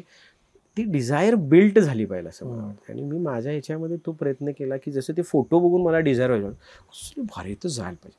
मग असं मला वाटतं माझं कोणी जर फोटो बघितला तर त्याच्या मनात पहिला हे येईल का, अरे कसं भारी आहे, मला इथं जायचं. आणि मग ते कोल्हापूरमध्ये असू दे नाही, सोलापूरमध्ये असू दे, पंढरपूर, लातूर, कुठेही असू दे, ते ओढत तुम्हाला आणलं पाहिजे जिथं आहे तिथं. करेक्ट. आपल्याला असं वाटतं की गोव्यालाच पर्यटन होऊ शकतं, महाबळेश्वरलाच होऊ शकतं, कुठेही पर्यटन कुठेही होऊ शकतं. तुमची ताकद आहे का त्या कस्टमरला, त्या क्लायंटला इथं ओढून आणायची. आणि ती तुम्ही नाही आणू शकत, तुमच्या क्रिएशन ते आणलं. तर ते मला असं वाटतं की ते क्रिएट करू शकतो आपण, आज नाही तर उद्या. मी काल एक बोलत होतो, आम्ही कालपासून एकमेकांशी बोलतोय, तर काल एक फार छान मुद्दा तुम्ही मांडला, जो मी इथे परत सांगतो की स्वप्न बघणे. आता तुम्ही बोललात ना स्वप्न बघायची, तो मुद्दा मला फार आवडला की तुम्ही ज्या अर्थी स्वप्न बघताय त्या अर्थी तुम्हाला ते पडतंय. तो काय तुमचा कॉन्सेप्ट आहे, ते कोणी सांगितलं तुम्हाला आणि ते का तुम्हाला सुचलं काय? याच्यामध्ये एक भाग कसा कव्हर करू, म्हणजे मला असं वाटतं की मी एका आयुष्यात 10 आयुष्य जगले. म्हणजे मध्येच इच्छा झाली, हे सगळं झालं, सेट झालं, चैतन्य भुरके तयार झाले, दादा तयार झाला, की आता हे 25 लाख झालं, ते सक्सेस मिळवलं. आणि ते लोक भावाला सांगायला लागली, वडिलांना सांगायला लागली, अहो ते काय अविनाश आम्हाला जेवण द्यायला तयार नाही, फुल आहे म्हणून सांगायला, त्याला फोन करून सांगा की ते जराच माझा मित्र, त्याचे मित्र म्हणजे मोठ्या भावाचे मित्र त्याला विद्या म्हणा, ए विद्या आव्याला सांग की मला ते नाही म्हणालाय बघ. मग दादाला म्हणायची टिपिकल कोल्हापूर लँग्वेज, ते नाही म्हणाले बघ. तो प्रसंग माझ्यासमोर उभा राहिला. आणि मग दादाला असा प्रश्न पडला की हे खरंच फुल झालंय का, कारण की अपयश इतकं चिकटलं होतं की यश अविश्वसनीय वाटत होतं की कसं मिळालं असेल. म्हणजे त्यालाही ते वाटलं की मग एकाच दिवशी झालं असेल, असं चुकून काहीतरी एखादा मोठा ग्रुप आला असेल. ते असं 2-4 वेळा झालं. आणि मग तो स्वतः बघायला आला आणि त्यानं ज्यावेळेला ते डोळ्यानं बघितलं की महावीर गार्डन सारखी परिस्थिती आमच्या लॉनवर आणि रेस्टॉरंटवर झाली होती. 50 लोक जेवायला आहेत, 50 लोक वेटिंग करायला आहेत आणि 50 लोक लॉनवर आहेत. आणि ही सगळी माणसं जेवणाची वाट बघायला लागली. आणि हे आमच्या आव्याचं आहे. आणि त्याला मग तो कॉन्फिडन्स आला असं मला वाटतं की नाही बाबा हे होऊ शकतंय. आणि मग आता परत एक प्लॅन. आणि मग माझ्या डोक्यात चक्री फिरायला लागली की आता और बडा करेंगे. आता घरच्यांना मग मला ते त्यावेळेला असायचं की फाईल घेऊन जायचं. ते तुम्हाला म्हटलं RBI मधनं लोन सँक्शन केल्यासारखं असायचं. मग परत एक फाईल तयार केली, त्यात ते माझे सगळे रेफरन्सेस जे मला आवडायचे ते. आणि तोपर्यंत गुगल सुरू झालं होतं, याहू सर्च सुरू झालं होतं. मग त्याच्यावरनं रेफरन्सेस काढून ते कॉपी करून CD मध्ये किंवा ते फ्लॉपीमध्ये वगैरे घालून सगळं तयार ठेवायचं. आणि 2010ला ही कल्पना आली की असं एखादं रिसॉर्ट बांधायचं जे पंचक्रोशीत नाही आहे. वा. आणि ते इतकं युनिक असलं पाहिजे की इट शुड बी इन्स्पिरेशन. नुसतं इम्प्रेस नाही करायचं, बस झालं इम्प्रेस करायचं, आता इन्स्पायर करूया आपण. आता खूप लवकर थॉट आला असं मला वाटतं. 2010 म्हणजे आता 2025 होलंय, 15 वर्षापूर्वी. पण ते निदान त्यावेळेला ते मला असं वाटतं की ते फक्त बी असेल, त्याला थोडासा कोंब आला असेल आणि आता त्याचं झाड झालंय. पण त्या दिशेनं प्रवास सुरू झाला की अशी जर्नी जगूया जे इन्स्पायर करेल माझ्यासारख्या तरुण मुलांना. की मी आत्महत्या करायला गेलो होतो, खूप अपयश बघितलेलं, असं काहीतरी करूया ना जे अरे मी केलं. म्हणजे जसं तुम्हाला म्हणलो ना की गाढवाचा पण ठसा उडतो तो गेल्यानंतर आणि वाघाचा पण उडतो. आपण काहीतरी असा ठसा ठेवून जाऊया की ते अविनाशचा ठसा होता असं लोकांनी ओळखावं. आणि त्यातनं ते युनिक काहीतरी करण्याची जी कल्पना आणि क्रिएटिव्ह लहानपणापासून होतं. मी शाळेत असताना सुद्धा एकटा गणपती करायचो की माझा भाऊ मला मंडळात येऊ द्यायचं नाही, कारण की माझ्या वयाचं कोणच नव्हतं. आणि त्यावेळेला मंडळ म्हणजे काय, ते शिव्या आणि गप्पा गोष्टी. त्याच्यात ते लहान भाऊ आला की परत मग त्यामुळे तुम्हाला आठवत असेल की जर मोठा भाऊ मंडळात असेल तर बारक्या भाऊन त्यात जायचं, एक तर दुसऱ्या मंडळात जाणे. आमच्या गल्लीत एकच मंडळ होतं आणि माझ्या वयाचं कोण नव्हतं. पण मला मंडळाचा गणपती बसवायचा होता. मग मी त्यावेळेला माझी स्वतःचं एक पुस्तक काढायचं, वर्गणी घ्यायचं, आणि मग आमची कुळं होती भरपूर, एक 8-10 कुळं होती. मग त्या कुळांना पैसे द्यायलाच पाहिजे, 2 रुपये 5 रुपये असं गोळा करायचं. मग मावशी मामा यांच्याकडे पाहुण्यांच्याकडे जाऊन घ्यायचं. मग आमचे दुकानदार वगैरे गल्लीतले त्यांच्याकडनं 5 रुपये, ते ठाकूर म्हणून दुकानदार होते, त्यांनी एक 5 रुपये 2 रुपये असं काहीतरी ती वर्गणी द्यायची. आणि आमच्या मंडळाच्या गणपती बरोबर माझा एक 2-3 फुटाचा गणपती असायचा, त्यांचा 5 फुटाचा, आणि मी त्यांच्या त्या ट्रॉली किंवा त्या ट्रकवरती बसून, कारण एकच कार्यकर्ता मी माझ्या मंडळाचा, तो गणपती धरून मी बसायचो. आणि त्यावेळेला डेकोरेशन काय करायचं, तर परत त्यावेळेला तो थॉट होताच असं मला वाटतंय. विठ्ठल कामत सरांनी तो फक्त मला जाणीव करून दिली की start with what you have, की त्यावेळेला डेकोरेशन कसं करायचं. मग माती दगड आणायचं आणि त्याचे डोंगर किल्ला बिल्ला असं त्याच्यातच बनवायचं, आणि मग त्याच्यात गणपती बसवायचा. तर असं कुठंतरी ते त्यावेळेला होतं.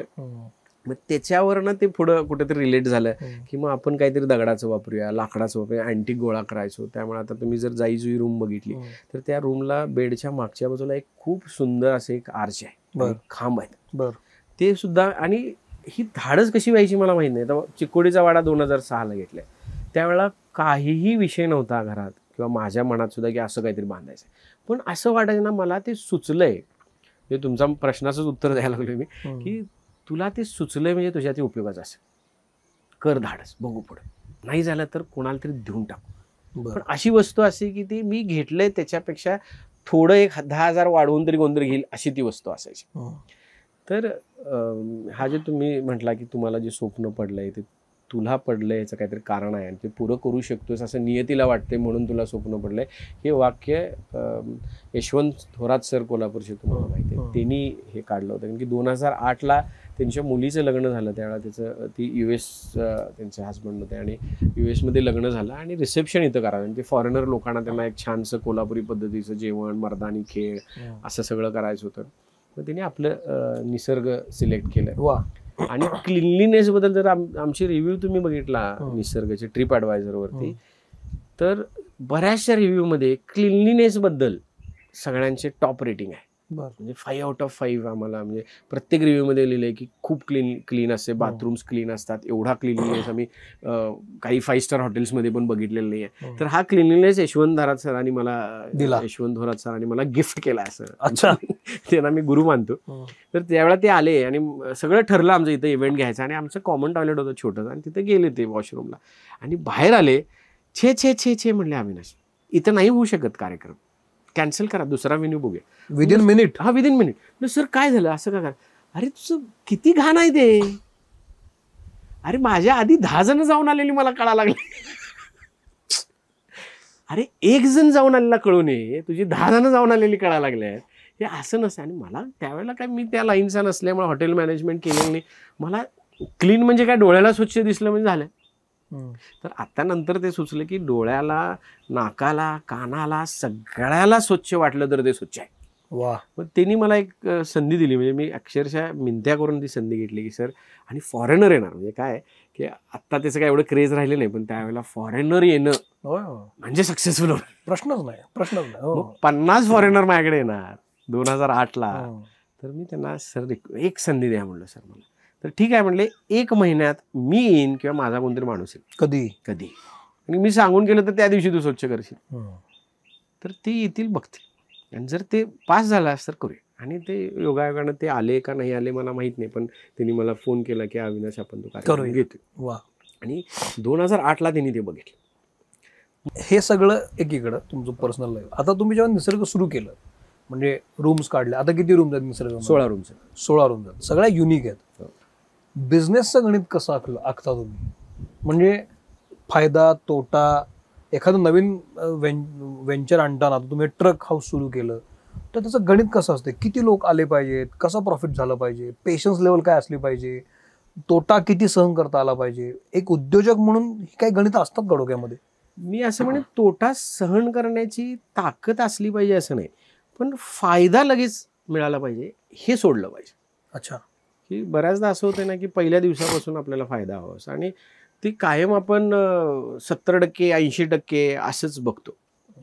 मी एक साधा फॉर्म्युला मी केलेला आहे. आता हा ट्रक हाऊस आपण बांधला, तर ट्रक हाऊस मी जुना घेतला, आणि त्याच्यावरती ही संकल्पना होती. त्यावेळेला MR 2001-2ला ती कल्पना सुचली होती की असं कधीतरी आपण करूया. त्यावेळेला हॉटेल इंडस्ट्री माझं काही घेणं देणं नव्हतं, मी जाईन असंही मला वाटतं, पण ते थॉट आला होता. पण नंतर काहीतरी वेगळं करायचं आहे, अजून काहीतरी, आता हे केलं मग अजून करूया, ते केलं अजून करूया, मग ट्रक हाऊस करूया का. मग OLXवर शोधला, हा साताऱ्यात ट्रक मिळाला. हे सगळं बांधायला 15 लाख रुपये खर्च आला मला. तर आता त्याचं टेरिफ कसं ठरवायचं, तर मी एक माझा फॉर्म्युला केला. जे काय खर्च येईल त्याला भागिले 250 करायचं. बरं. जो रेट येईल तो तुझा मिनिमम टेरिफ असायला पाहिजे. 250 रात्र 250 रात्र म्हणजे 250 रात्री तुमचे घातलेले पैसे निघाले पाहिजे. आणि वर्षात 100 वेळा जर त्याला विकता येत असेल ना, तरच त्यांना हॉटेल उघडावं किंवा रिसॉर्ट उघडावं. म्हणजे 100 म्हणजे काटावर पास, आपण 35 म्हणतो ना तसं. 365चं 35% म्हणजे 112 वगैरे काहीतरी येते. तर 100 वेळा जर तुम्हाला वर्षात ती प्रॉपर्टी विकता येत असेल तर 2.5 वर्षात तुम्ही ते पैसे काढता. म्हणजे घातलेले पैसे भागिले 250 रात्र is equal to your minimum tariff. हे माझा आहे, मी असं म्हणत नाही की इंडस्ट्री स्टँडर्ड आहे, माझं हॉटेल मॅनेजमेंट झालेलं नाही, कुणी ह्याला असं काहीतरी फॉर्म्युला म्हणून धरू नका. हा माझा कुठेतरी फॉर्म्युला आहे की बाबा घातलेले पैसे निघाले पाहिजेत. आणि ROI किंवा रिटर्न ऑन इन्व्हेस्टमेंट हे तुम्ही नाही बघितलं तरी लोक बघणार आहेत, बँक बघणार आहे. हे सगळं मी कर्जावर उभा केले. 25 लाख पहिल्यांदा घरातल्याने दिले. त्याच्यानंतर जे केलं, ह्या ज्या 10 रूम्स पहिला केल्या त्याच्यासाठी 1.25 कोटीचं कर्ज मला कोल्हापूर अर्बन बँकेनं दिलेलं आहे. आणि त्यांचेही आभार मी मानतो. मला त्यावेळेला कुठलीही बँक उभा करत नव्हती, कोल्हापूर अर्बन बँकेनं मला ती साथ दिली. आज सुद्धा माझं दुसरं कर्ज, ते 1.25 कोटीचं कर्ज आम्ही फेडलं. त्याच्यानंतर परत 1 कोटीचं कर्ज काढलं. आता परत मी 1.5 कोटीचं कर्ज काढणार आणि ते कोल्हापूर अर्बन मध्येच काढणार. त्या बँकेनं मला उभा करायला मदत केली. आणि मला असं वाटतं ही कॉपरेटिव्ह बँकाच करू शकतात. की त्यावेळेला कुठलीही नॅशनलाइज बँक किंवा कुठलीही प्रायव्हेट बँक माझ्या पेपर्सवर काहीच नव्हतं. फक्त मराठी माणूस लढतोय काहीतरी करू, आणि ही मराठी माणसांची बँक आहे कोल्हापूर अर्बन बँक, आणि तिने मला साथ दिली आणि त्यातनं हे उभा राहिले. आणि ते कर्ज फेडत गेलो. पण त्यांना तुम्हाला काहीतरी दाखवायचं ना प्रॉफिट, की माझा बिझनेसमध्ये मी म्हणतो रिटर्न ऑन इन्व्हेस्टमेंट हे माझं इमोशनल पिलरवर असतं. जसं तुम्हाला सांगितलं की माझा वाडा, ज्या दिवशी त्या माने काकी आल्या आणि त्यांना मी दिलेला शब्द की काकी हा वाडा तुमच्या वाड्यापेक्षा चांगला बांधणार, हा माझा शब्द आहे आणि तुम्हाला अभिमान वाटेल असा बांधतो. आणि ती ज्यावेळेला त्यांनी बघितलं आणि त्यांच्या डोळ्यातनं जे पाणी आलं, त्या दिवशी माझ्यासाठी इमोशनल पिलरवर वाड्याचा रिटर्न ऑन इन्व्हेस्टमेंट आलेला आहे. आणि कोणी आता त्याच्यावर मला देऊ शकणार नाही. पण ह्याच्यामुळे जग चालत नाही ना. करेक्ट. तुम्हाला हे करायला पाहिजे. वाडा 25 लाख खर्च आला मला करायला, तर त्यालाही सेम फॉर्म्युला भागिले 250 केलं तर 10,000 रुपये आले. मग मी 12,000 तिचं टेरिफ ठेवलं की 10,000 पेक्षा 12 मिळू शकते, मिनिमम 12 आहे, तर मिनिमम 12 ठेवलं. आणि त्याच्यात जेवणाचे म्हणून एक 3,000 6 लोकांचे ऍड केले आणि 15,000 रुपये असं टेरिफ आहे आपलं 6 लोकांसाठी. आणि आत्ता वाडा बांधून मला वाटतं एक 350 बुकिंग तरी आम्हाला मिळाली असते. अरे वा. म्हणजे 250 ते सहज निघाल. आता 12 केल्यानंतर ते 2,200 बुकिंग मध्येच क्लिअर व्हायला पाहिजे किंवा 250 220 मध्ये व्हायला पाहिजे. आता 350 झालेले आहेत. जवळपास 40 लाख रुपये वगैरे वाड्यानं दिलेलं आहे. पण आता तू बघण्याचा दृष्टिकोन आहे ना, तुमच्या नजरेत काय दिसतंय की 5 स्टार हॉटेल, 5 स्टार रिसॉर्ट किंवा ताजचं एखादं रिसॉर्ट असेल तिथंच आपली फॅन्टसी जाते. पण मला असं वाटतं ना की रेड ओशन बिझनेस सगळेच करतात, पण ब्ल्यू ओशनचा बिझनेस मी करतो. माझं वेगळं पण काय म्हणता येईल की मी ब्ल्यू ओशनचा बिझनेस करतो. तुम्हाला ती स्ट्रॅटेजी माहिती आहे की रेड ओशन म्हणजे जिथं खूप कॉम्पिटिशन असते. आपण प्रेक्षकांसाठी सांगूया मला आणि तुम्ही ब्ल्यू ओशन मध्येच आहात. तुमचं ज्यावेळेला मी पॉडकास्ट बघतो त्यावेळेला मला दिसते की बाबा हे वेगळ्या लेवलच आहे. म्हणजे तुमच्यासारखं काम करणारी 100 आहेत, 1000 आहेत, पण तुमच्यासारखं करणार तुम्ही एकच आहे. तसं माझ्यासारखे रिसॉर्ट 1000 असतील, पण माझ्यासारखं करणारा माझं रिसॉर्टमध्ये मी एकटाच आहे. तर रेड ओशन म्हणजे जिथं खूप मासे आहेत आणि खूप पकडणारी लोक आहेत, त्यामुळे मासे मोठे होत नाहीत, छोटेच मासे असतात, पण कॉम्पिटिशन खूप असतं. म्हणजे आता हे चहाचं जे आलं, एव्हले चहा असेल, सलगर चहा असेल, तर सुरुवातीला सलगर चहा ज्या वेळेला आला त्यावेळेला ब्ल्यू ओशन होता की ते एकटेच असा चहा विकत होते फ्रँचायझी देऊन. आता इतके चहावाले झाले, हा चहा शेतकरी चहा, हा चहा, म्हणजे मी कोणाला कमी लेखत नाही, पण तो रेड ओशन आता ते त्याच्यात ते 4 महिने राहिला त्या बिझनेस. तसला बिझनेस मला कधी. अशा वेळेला काय करायचं? समजा आता हा आता ब्लू ओशन आहे आणि 10 वर्षांना हा रेड ओशन झाला समजा, तर काय करायला पाहिजे? How to turn it blue again. मी चॅलेंज नाही करणार कुणाला, पण मला असं वाटतं ना की निसर्ग रिसॉर्ट अजून 20 वर्ष 30 वर्ष 50 वर्ष सुद्धा ब्ल्यू ओशनच राहील. वा. का तुम्हाला सांगतो की जो आता वाडा आणलाय, म्हणजे जर कुणाला करायचं असेल ना तर त्याला माझ्या शेजारी येऊन करायला लागेल. म्हणजे मला जर रेड ओशन मध्ये आणायचं, आणि त्याला काय स्वार्थ आहे मला रेड ओशन मध्ये आणायचं. पण म्हणजे असं रिसॉर्ट करायचं झालं तर तुम्हाला 4-5 कोटी इन्व्हेस्टमेंट करायला लागेल. तुम्हाला जागा परत 3 कोटीची घालायला पाहिजे. नाही, पण मी तुम्हाला हे का विचारलं, छोटे छोटे उद्योजक असतात जे असे अडकतात. म्हणजे आता उदाहरणार्थ काय बाबा सुतार आहे, एक काय फर्निचरचा मॉल आहे, आधी ब्लू ओशन होता, सगळं माझ्याकडे मिळतं. आता मॉल इतके झालेत फर्निचरचे, काय आता ते रेड ओशन झाले. अशाला त्यानं काय करायला पाहिजे की ते परत ब्लू कसं करायचं, तुम्हाला काय वाटतं? परत ब्ल्यू नाही होणार ते, पण त्याच्यातला एक गॅप कुठला तरी शोधायला लागेल. म्हणजे अशा काही कोल्हापूरमध्ये रूम्स नाही आहेत का? म्हणजे माझ्या व्यवसायावरून उदाहरण दिलं तर आता मी ट्रक हाऊस हा माझ्या रिसॉर्टच टॅगलाईन आहे, निसर्ग रिसॉर्ट अँड एक्सपिरियन्स, एक अनुभव म्हणतो मी त्याला. तर तुम्हाला कुठल्याही हॉटेलमध्ये रूम मिळेल, पण ट्रकमध्ये राहण्याचा जे फील आहे किंवा जे तुमच्या माइंडमध्ये चाललंय, आयला मी एका ट्रकमध्ये झोपलोय. आणि क्वालिटीमध्ये कुठेही कंट्रोल हे नाही आहे, तडजोड नाही आहे कुठल्याही क्वालिटीमध्ये. म्हणजे मी इथं बघून आलो, अमेझिंग क्वालिटी, 5 स्टार हॉटेलला लाजवेल अशा प्रकारचे अम्युनिटीज आणि निसर्ग देतं. म्हणजे मी बघितलं म्हणून सांगतो. थँक्यू. तर सुतारानं काय करावं असं तुम्ही मला प्रश्न विचारला, तर मी जातीनं सुतार नाही आहे, पण मी मनानं सुतार आहे. मी सुतारकाम करतो. म्हणजे माझ्या इथलं जे काय तुम्ही लाईव्ह टेबल्स वगैरे बोललेत, मी स्वतः बनवलेले आहेत. बरेचसे आयटम्स मी बनवतो. मी लेथवरती काम करतो, हे सगळं करतो. तर मी शिकवतो लोकांना आता लाकडाचं काम कसं करायचं. तर मला असं सुतार कम्युनिटीला असं वाटेल ना की तुम्ही शिकवा ते. तेवढं शिकवलं तरी तुम्ही करून जेवढं मिळत नव्हतं तेवढं शिकवून मिळा. की आता शिकवणारीच कोण नाही आहेत. आता मातीचा वाडा बांधायचा होता. आता तुम्ही जे मगाशी विचारलं की रेड ओशन, आणि मी तुमच्या प्रश्नाचं सुतारांबद्दल जे एक्झाम्पल आपण घ्यायला लागलो की त्याच्यात मी तुम्हाला एक्झाम्पल करत आहे की युट्यूबवरती इतके सुंदर सुंदर फॉरेनच्या लोकांनी सुतारकाम, युनिक सुतारकाम करायचं दाखवलेलं आहे. किती सुतार ते बघतात. रडणं सोपं आहे, पण निदान रडत रडत लढा तरी थोडं, आणि मग हळूहळू लढत राहा आणि रडणं सोडा. पण ती तुम्ही बघा ना, नेटवर फ्री आहे ना सगळं, तुम्ही टाका किंवा काहीतरी वेगळं काहीतरी युनिक टाका, कार्पेंट्री वगैरे असं काहीतरी टाका. अहो काय लोक जगात करायला लागलेत, आणि आपण इथं ते टेबल आणि खुर्ची जशी माझे आजा करत होते तशीच मी करणार असलो तर का घ्यायचं लोकांनी. तर मशिनरीवरती एवढं फर्निचर चांगलं तयार होतंय, तुमचं हातानं केलेलं का घ्यायचं. तर हातानं केलेलं असं करायला पाहिजे की जे मशीनवर होत नाहीये. करेक्ट. आता काय झालं की आधी आम्ही कोरीव काम करायचो आणि मला 1 महिना लागायचा एक दरवाजा घडवायला. आता ते सीएनसीचं मशीन आलंय, ते 2 दिवसात करते, माझं काम गेलं. करेक्ट. अहो मग तुम्ही असं करा ना जे सीएनसी करू शकणार नाही आहे, असं काहीतरी करा. शोधा ना, मिळणार की. 100 गोष्टी आहेत, हजारो गोष्टी आहेत शिकवण्याचं. मी म्हणतो नाही शिकवत कोण. मला वाडा बांधायचा होता, तर तुम्ही जे म्हणला की रेड ओशन माझ्या शेजारी झालं तर काय होईल, की शेवटी माझ्या शेजारची पण एक 50 गुंठे जागा आहे, ती द्यायची आहे.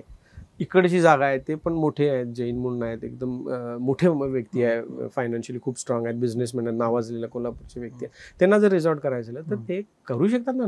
माझं स्वागत आहे. करेक्ट.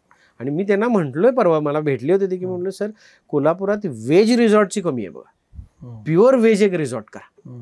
तुमची जागा ती प्युअर व्हेज आहे. म्हणजे तुम्हाला सांगतो, आम्ही त्या व्यक्तींबद्दल रिस्पेक्ट असा आहे की आम्ही जाळीच्या आजूबाजू, म्हणजे कंपाऊंडच्या, म्हणजे चेनलिंग जाळीच्या पलीकडे ते असतात आणि मी इकडे असतो. मी त्यांना इन्व्हाइट करतो की सर एकदा चहा प्यायला तरी या.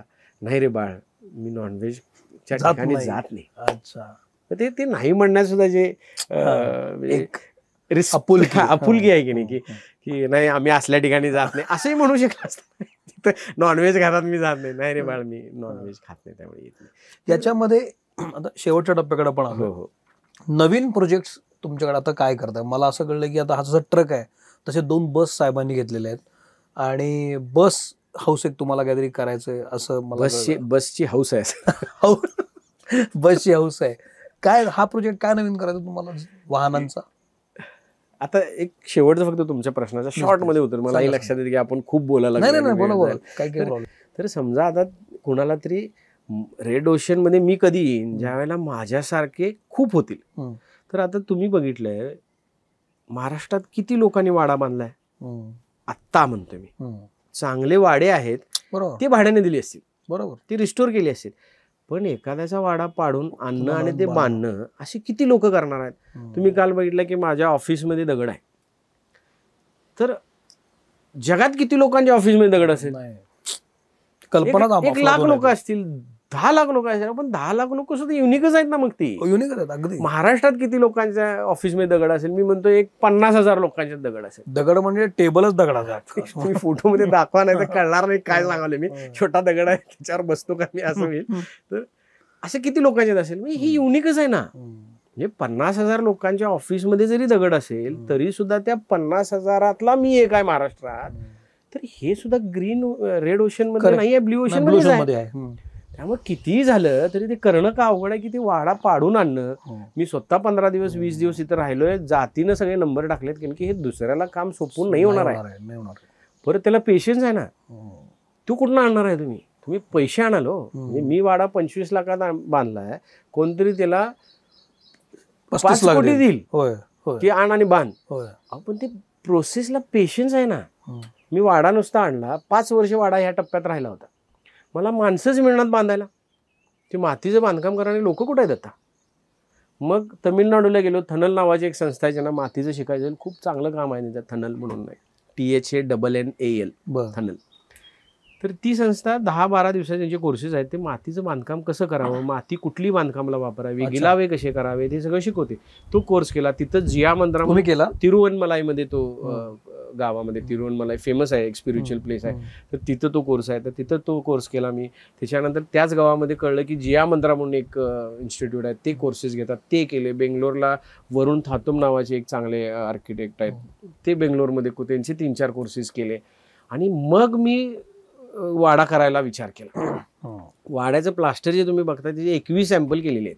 अरे बापरे. 21 सॅम्पल केले त्याच्यातले. आणि तुम्ही ज्यावेळेला प्लास्टर वगैरे करता ते भिंतीला चिटकून राहायचं आहे, अगेन्स्ट ग्रॅव्हिटी तिने धरून राहायचं आहे. बरोबर. त्यात सिमेंट वापरायचं नाही तुम्हाला. आता तुमचं प्लास्टर टिकतंय का, तर त्याच्यात बॉन्डिंग एजंट सिमेंट आहे, बरोबर. त्याच्यात बॉन्डिंग एजंट माती आहे. तर ती आंबवायची प्रोसेस असते. आंबल्यानंतर ते चिकट होतं. मग ते आंबवलेलं योग्य आहे का? असे 21 प्रकारचे वेगळे वेगळे सॅम्पल्स केले. त्याच्यात ते फायबर घालायसाठी तुम्ही गवत वगैरे पिंजर घालता, ते सगळं किती साईज आहे, एवढ्या साईजचं पिंजर, एवढ्या साईजचं पिंजर, असे सगळे वेगवेगळे सॅम्पल्स केले. 21 सॅम्पल लावले, त्याच्यातले 4 फायनल केले. ते 4 सॅम्पलवरती उन्हाळा, पावसाळा आणि हिवाळा तिन्ही सीझनचा इफेक्ट बघायला पाहिजे. होय, बरोबर. म्हणजे वाडा बांधत असताना 3 वर्ष वाडा बांधलाय मी. 3 वर्ष वाडा बांधतो. 3 वर्ष वाडा बांधत होतो. तर 3 वर्ष कोणाला पेशन्स आहे? ROI हिशोब केला, हे परवडत नाही बाबा आपल्याला, हे असलं कुठलं काय करायला. आता लोकांना 15 दिवसाला एक स्लॅब पाहिला आहे. तुम्ही आता पुन्हा मुंबईला फ्लॅट लोकांचं बघितलं, 15 दिवसाला एक फ्लॅट व्हायला पाहिजे. मी 3 वर्ष या 3 रूम्स बांधायला लागले. ही माझी इन्व्हेस्टमेंट आहे. मी लोकांना सांगतो की एवढा पेशन्स तुम्ही मला सगळे विचारता, एवढा पेशन्स काय? मी माझ्या फ्युचरसाठी ठेवायला लागले. माय फ्युचर इज मोर सिक्युअर्ड.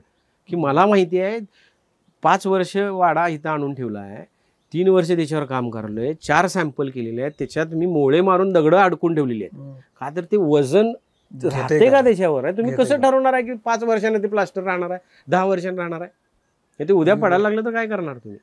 तर हे सगळे प्रयोग करून ते, आणि वेळ पण साधायची नाही. तर बांधकाम चालू आहे त्याच वेळा एका भिंतीवर केलेलं आहे. का तर मला 6 महिन्याने 1 वर्षानं प्लास्टर करायच्या आधी हे सगळं निर्णय लागायला पाहिजे. मग हे सॅम्पल केलेलं तुम्ही करून लोकांना दाखवायला पाहिजे. मग आता माझ्याकडे जे मगाशी इथं आला होता सुतार, माझा महेश म्हणून, तो सुतार काम पण करतो आणि त्यानं प्लास्टर केले ते सगळं. आणि आनंद गौंडी म्हणून आहे इथं गावामध्ये, त्याला सिमेंटचं प्लास्टर करता येते. त्याला मी मिनत्या केल्या, अरे हे शिक शिक शिक म्हणून. तो म्हटला साहेब मी शिकतो, पण तुम्ही एकच मला मातीचं काम देणार, बाकी कोण देणार? अरे मी म्हटलं मी तुला एवढं काम दिवशी तर आयुष्यभर तुला पुरणार नाही. आणि उद्या तुझी ख्याती होईल की आज अखंड कोल्हापुरात मातीचा गिलावा करणारा मला माणूस नाही आहे कोण. लक्षात, तू होणार आहेस, तू इतिहास घडवणार आहेस. तू उद्या, आणि माझ्या वर्कशॉपमध्ये आता शिकवतो. क्या बात आहे. प्लास्टर कसं करायचं मातीचं. वा वा वा. म्हटलं अरे हेच मिळूया ना आपण. आता हे एवढा सगळा व्याप करून कोण मला रेड ओशन मध्ये घालायला येणार आहे साहेब? कळलं मला. म्हणजे मला कुठेही कोणाला इगो हर्ट करायचं नाही किंवा अहंकार दाखवायचं नाही. अहो 10 वर्षाची ती तपस्या आहे. 10 वर्षानंतर तो वाडा झालाय. त्याला दुसऱ्याला कॉम्पिटिशन मध्ये येऊन करायचं झालं तर 5 वर्ष तरी लागतील का? तर 5 वर्ष एवढं कोण देणार आहे? आणि दिलं तर स्वागत आहे ना. मी म्हणतोय एक वाडा माझा आहे, मी मदत करायला जातो त्याला, आणि मला अजून आनंद मिळेल ना त्याच्यात. पण तुम्ही याल तर माझ्या वाड्यात पण राहिला, उद्या त्याच्या वाड्यात पण राहिला, तिथं आलेला माणूस त्या वाड्यात पण राहिला, माझ्याकडे पण येईल. पण ती समान लेवलची होतील ना दोन्ही. आणि मला यांचं आवडलं काय की जसं मी काही म्हणाल की ऐनापूरचा जो वाडा आहे त्या बाई इथं आल्या होत्या आणि त्यांच्या हस्ते पूजा झाली. तसे काही बस आणली त्यांनी, तर ते बस अजून तयार व्हायची आहे. तर ती बस ज्या ड्रायव्हरनी चालवली आयुष्यभर, त्या ड्रायव्हरच्या हस्ते त्यांना त्याचं जेव्हा तो तयार होईल तेव्हा त्याची पूजा करायची. हा थॉटच मला खूप आवडतो. म्हणजे तिथे तुम्ही आमदार खासदार आणू शकता, नटनट्या आणू शकता, फोटो होऊ शकतात, प्रसिद्धी होऊ शकते. हे न करता तुम्ही जे रूटला जाणं पकडताना की कुणी हे केलं होतं त्याला आपण बोलूया, कारण त्याची ती अटॅचमेंट आहे. अटॅचमेंटला जे तुम्ही जी जोर देताय ना, तो मला फार महत्वाचा वाटतो. आता त्याच्यात एवढंच सांगता येईल सर की आपण म्हणतो ग्रॅटिट्यूड किंवा कृतज्ञता व्यक्त करा, तर कृतज्ञता कुणाला व्यक्त करायची? आता ती मी KMT बस घेण्यामागची भावना काय होती, जसं माझ्या पाचशी कुठेतरी रिलेटेड आहे की मी रमणमळ्यात राहायचो.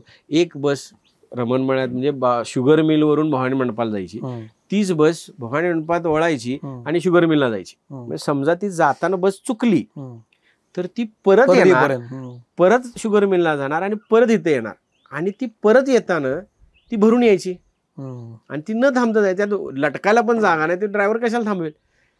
मग असे ज्यावेळेला असंख्य प्रसंग माझ्या जीवनात आले शाळेत असताना, त्यावेळेला मला असं वाटलं एक दिवशी बसच विकत घेतो बघ. आता हा थॉट मला काय माहित होती की इथंपर्यंत मला घेऊन जाईल. आणि ज्यावेळेला पेपरला असं आलं की कोल्हापूरच्या 56 बसेस KMTच्या 56 बसेस स्क्रॅप करायच्या आहेत, मग मी तिथं आमचे पुरणदादा म्हणून एक माझे पुरण गुरव म्हणून माझ्या वडिलांच्या मित्राची मुलगा आहे, ते KMT मध्ये काम करतात. तर त्या दादांना मी ते गेले 5 वर्ष सांगालोय KMTचा लिलाव झाला की मला सांगा, मला एक बस पाहिला, एक बस पाहिला.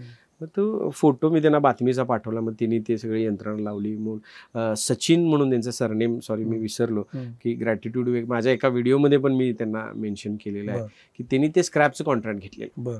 तर त्यांना कॉन्टॅक्ट केला आणि त्यांना ही कल्पना दाखवली, मी ह्या ट्रक दाखवलं की असं केलं आणि सर मला तसं करायचं आहे आणि माझं स्वप्न आहे की 1-2 एकरमध्ये मला व्हेकलचं रिसॉर्ट करायचं.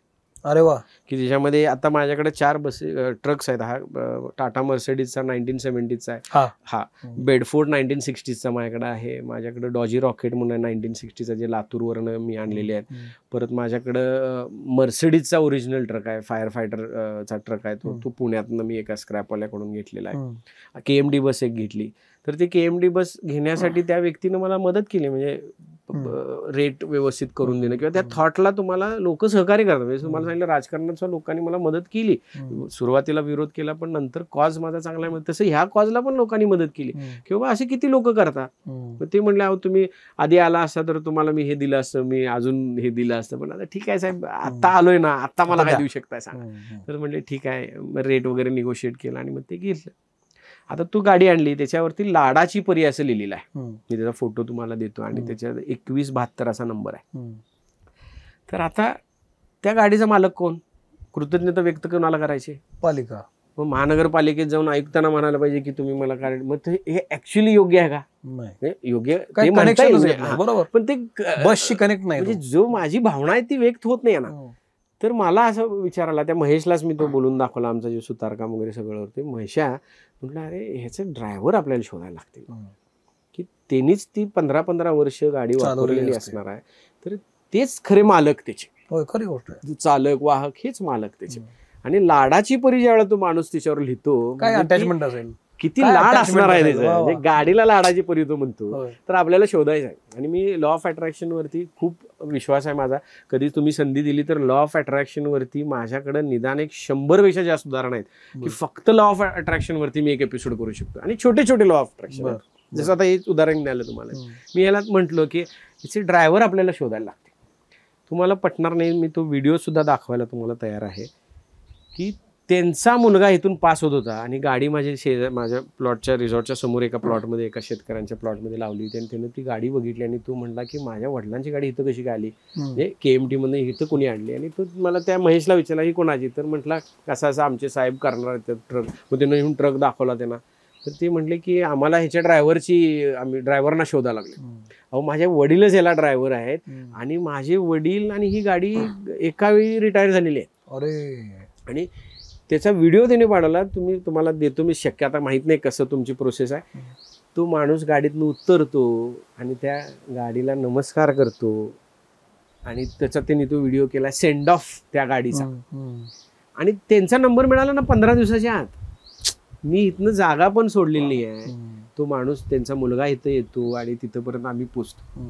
हे लॉ ऑफ अट्रॅक्शन नाही तर काय म्हणजे याला योगायोग कधीपर्यंत म्हणायचं योगा आहे. तुमच्या आयुष्यात 1 घटना 4 घटना झाल्या तर योगायोग म्हणा ना. 100 घटना होतात आणि त्याला अजूनही तुम्ही योगायोग म्हणत असाल तर मग नियतीने तुम्हाला एक कांपटीतच मारायला पाहिजे की तुला आणि किती मदत करू मी असं त्यानं म्हणायला पाहिजे ना. तर असं मला वाटतं की त्या मला तुमच्याशी बोलून फार फार नवीन गोष्टी कळल्या आणि तुमचा नवीन प्रोजेक्टही कळला की व्हेकल्स तुम्हाला टुरिस्ट हे करायचंय रिसॉर्ट. आता हा ब्ल्यू ओशन आहे का नाही सांगा सर. प्रश्नच नाही. इंडियात किती लोकांनी केलं असेल. मी आता तुमच्या चॅनलवर सांगतोय ही आयडिया घेऊन तरी किती लोक करतील. 10 करतील 50 करतील. पण महाराष्ट्रात 50 झाले तरी सुद्धा मी ब्ल्यू ओशन आहे. मी काय म्हणतो ब्ल्यू ओशनचा अर्थ काय की मोठे मासे आहेत आणि पकडणारी लोक कमी आहेत. मी लोक नाहीत असं म्हणतो का की पकडणारी लोक कमी आहेत. मग कमी कशाला म्हणायचं. जास्त पेक्षा कमी आहेत ना ते कमी. वा अविनाशजी मला खूप नवीन गोष्टी कळल्या. मला खात्री आहे की प्रेक्षकांना सुद्धा उद्योजकांना सुद्धा नव्या उद्योजकांना सुद्धा यातनं आयडिया झाले असतील आणि तीच अपेक्षा आहे. प्रश्न फक्त उद्योगाचा नसतो थॉट प्रोसेसचा असतो आणि अप्रोचचा असतो. मला हा अप्रोचच फार भारी वाटला. तर तुमचे खूप आभार. मित्रमणेमध्ये तुम्ही तुमची सगळी लाईफ जर्नी थोडक्यात सांगितली. वेळ अर्थात 1-1.5 तास त्यासाठी तसा कमीच वेळ आहे पण तरी लोकांना साधारण अंदाज आला असेल. मी हा अनुभव घेतला इथं येऊन राहायचा. तर कोल्हापुरात आला असाल येणार असाल तर सादळे मादळेला 1-2 रात्री तुम्ही काढायला हरकत नाही. वर्थ आहे आणि मी सांगून होणार नाही ते. तर तो एक्सपिरियन्स घेणं ह्याच्यापेक्षा जास्त काही असू शकत नाही. तो एक्सपिरियन्सच घेतला पाहिजे. तर तुमचे खूप आभार. खूप चांगलं काम करा. आमची पण टॅग अशीच आहे लाईन की चांगली माणसं जोडली जाणं महत्त्वाचं आहे. ती चांगली माणसं जोडली गेली की आपोआप गोष्टी घडत जातात. तर आपल्या कुटुंबामध्ये अविनाश बेडेकर आलेले आहेत. तर चांगलं काम करूया. एक शेवट मेसेज फक्त द्यायचा आहे माझ्यासारख्या तरुणांना. म्हणजे मी स्टोरी ऑफ निसर्ग एपिसोड करताना माझा उद्देश हाच होता की माझ्यासारख्या लोकांना मला इन्स्पायर करायचं की अशक्य काहीच नाही आहे. फक्त आपल्याला शक्य काय आहे ते कळू दे. अशक्य काहीच नाही असं आपण म्हणतो पण शक्य नेमकं काय आहे हे समजावं लागतं. तर मला एकच मेसेज द्यायचा आहे की दुसऱ्याच्या स्वप्नांवर जर आपण हसलो ना तर नियती आपल्यावर हसते.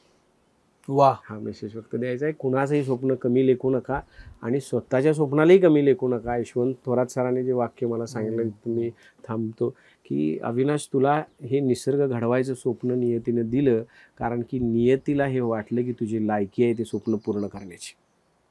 म्हणून तुला यशवंत थोरात सरांनी नियतीनं तुला हे स्वप्न दिलं.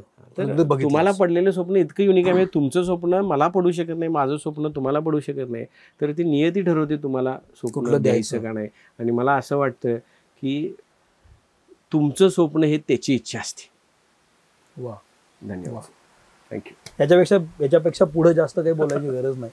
तुमची स्वप्न ही तुमची आहेत ते नक्की पूर्ण करा. थांबतो. Thank you very much.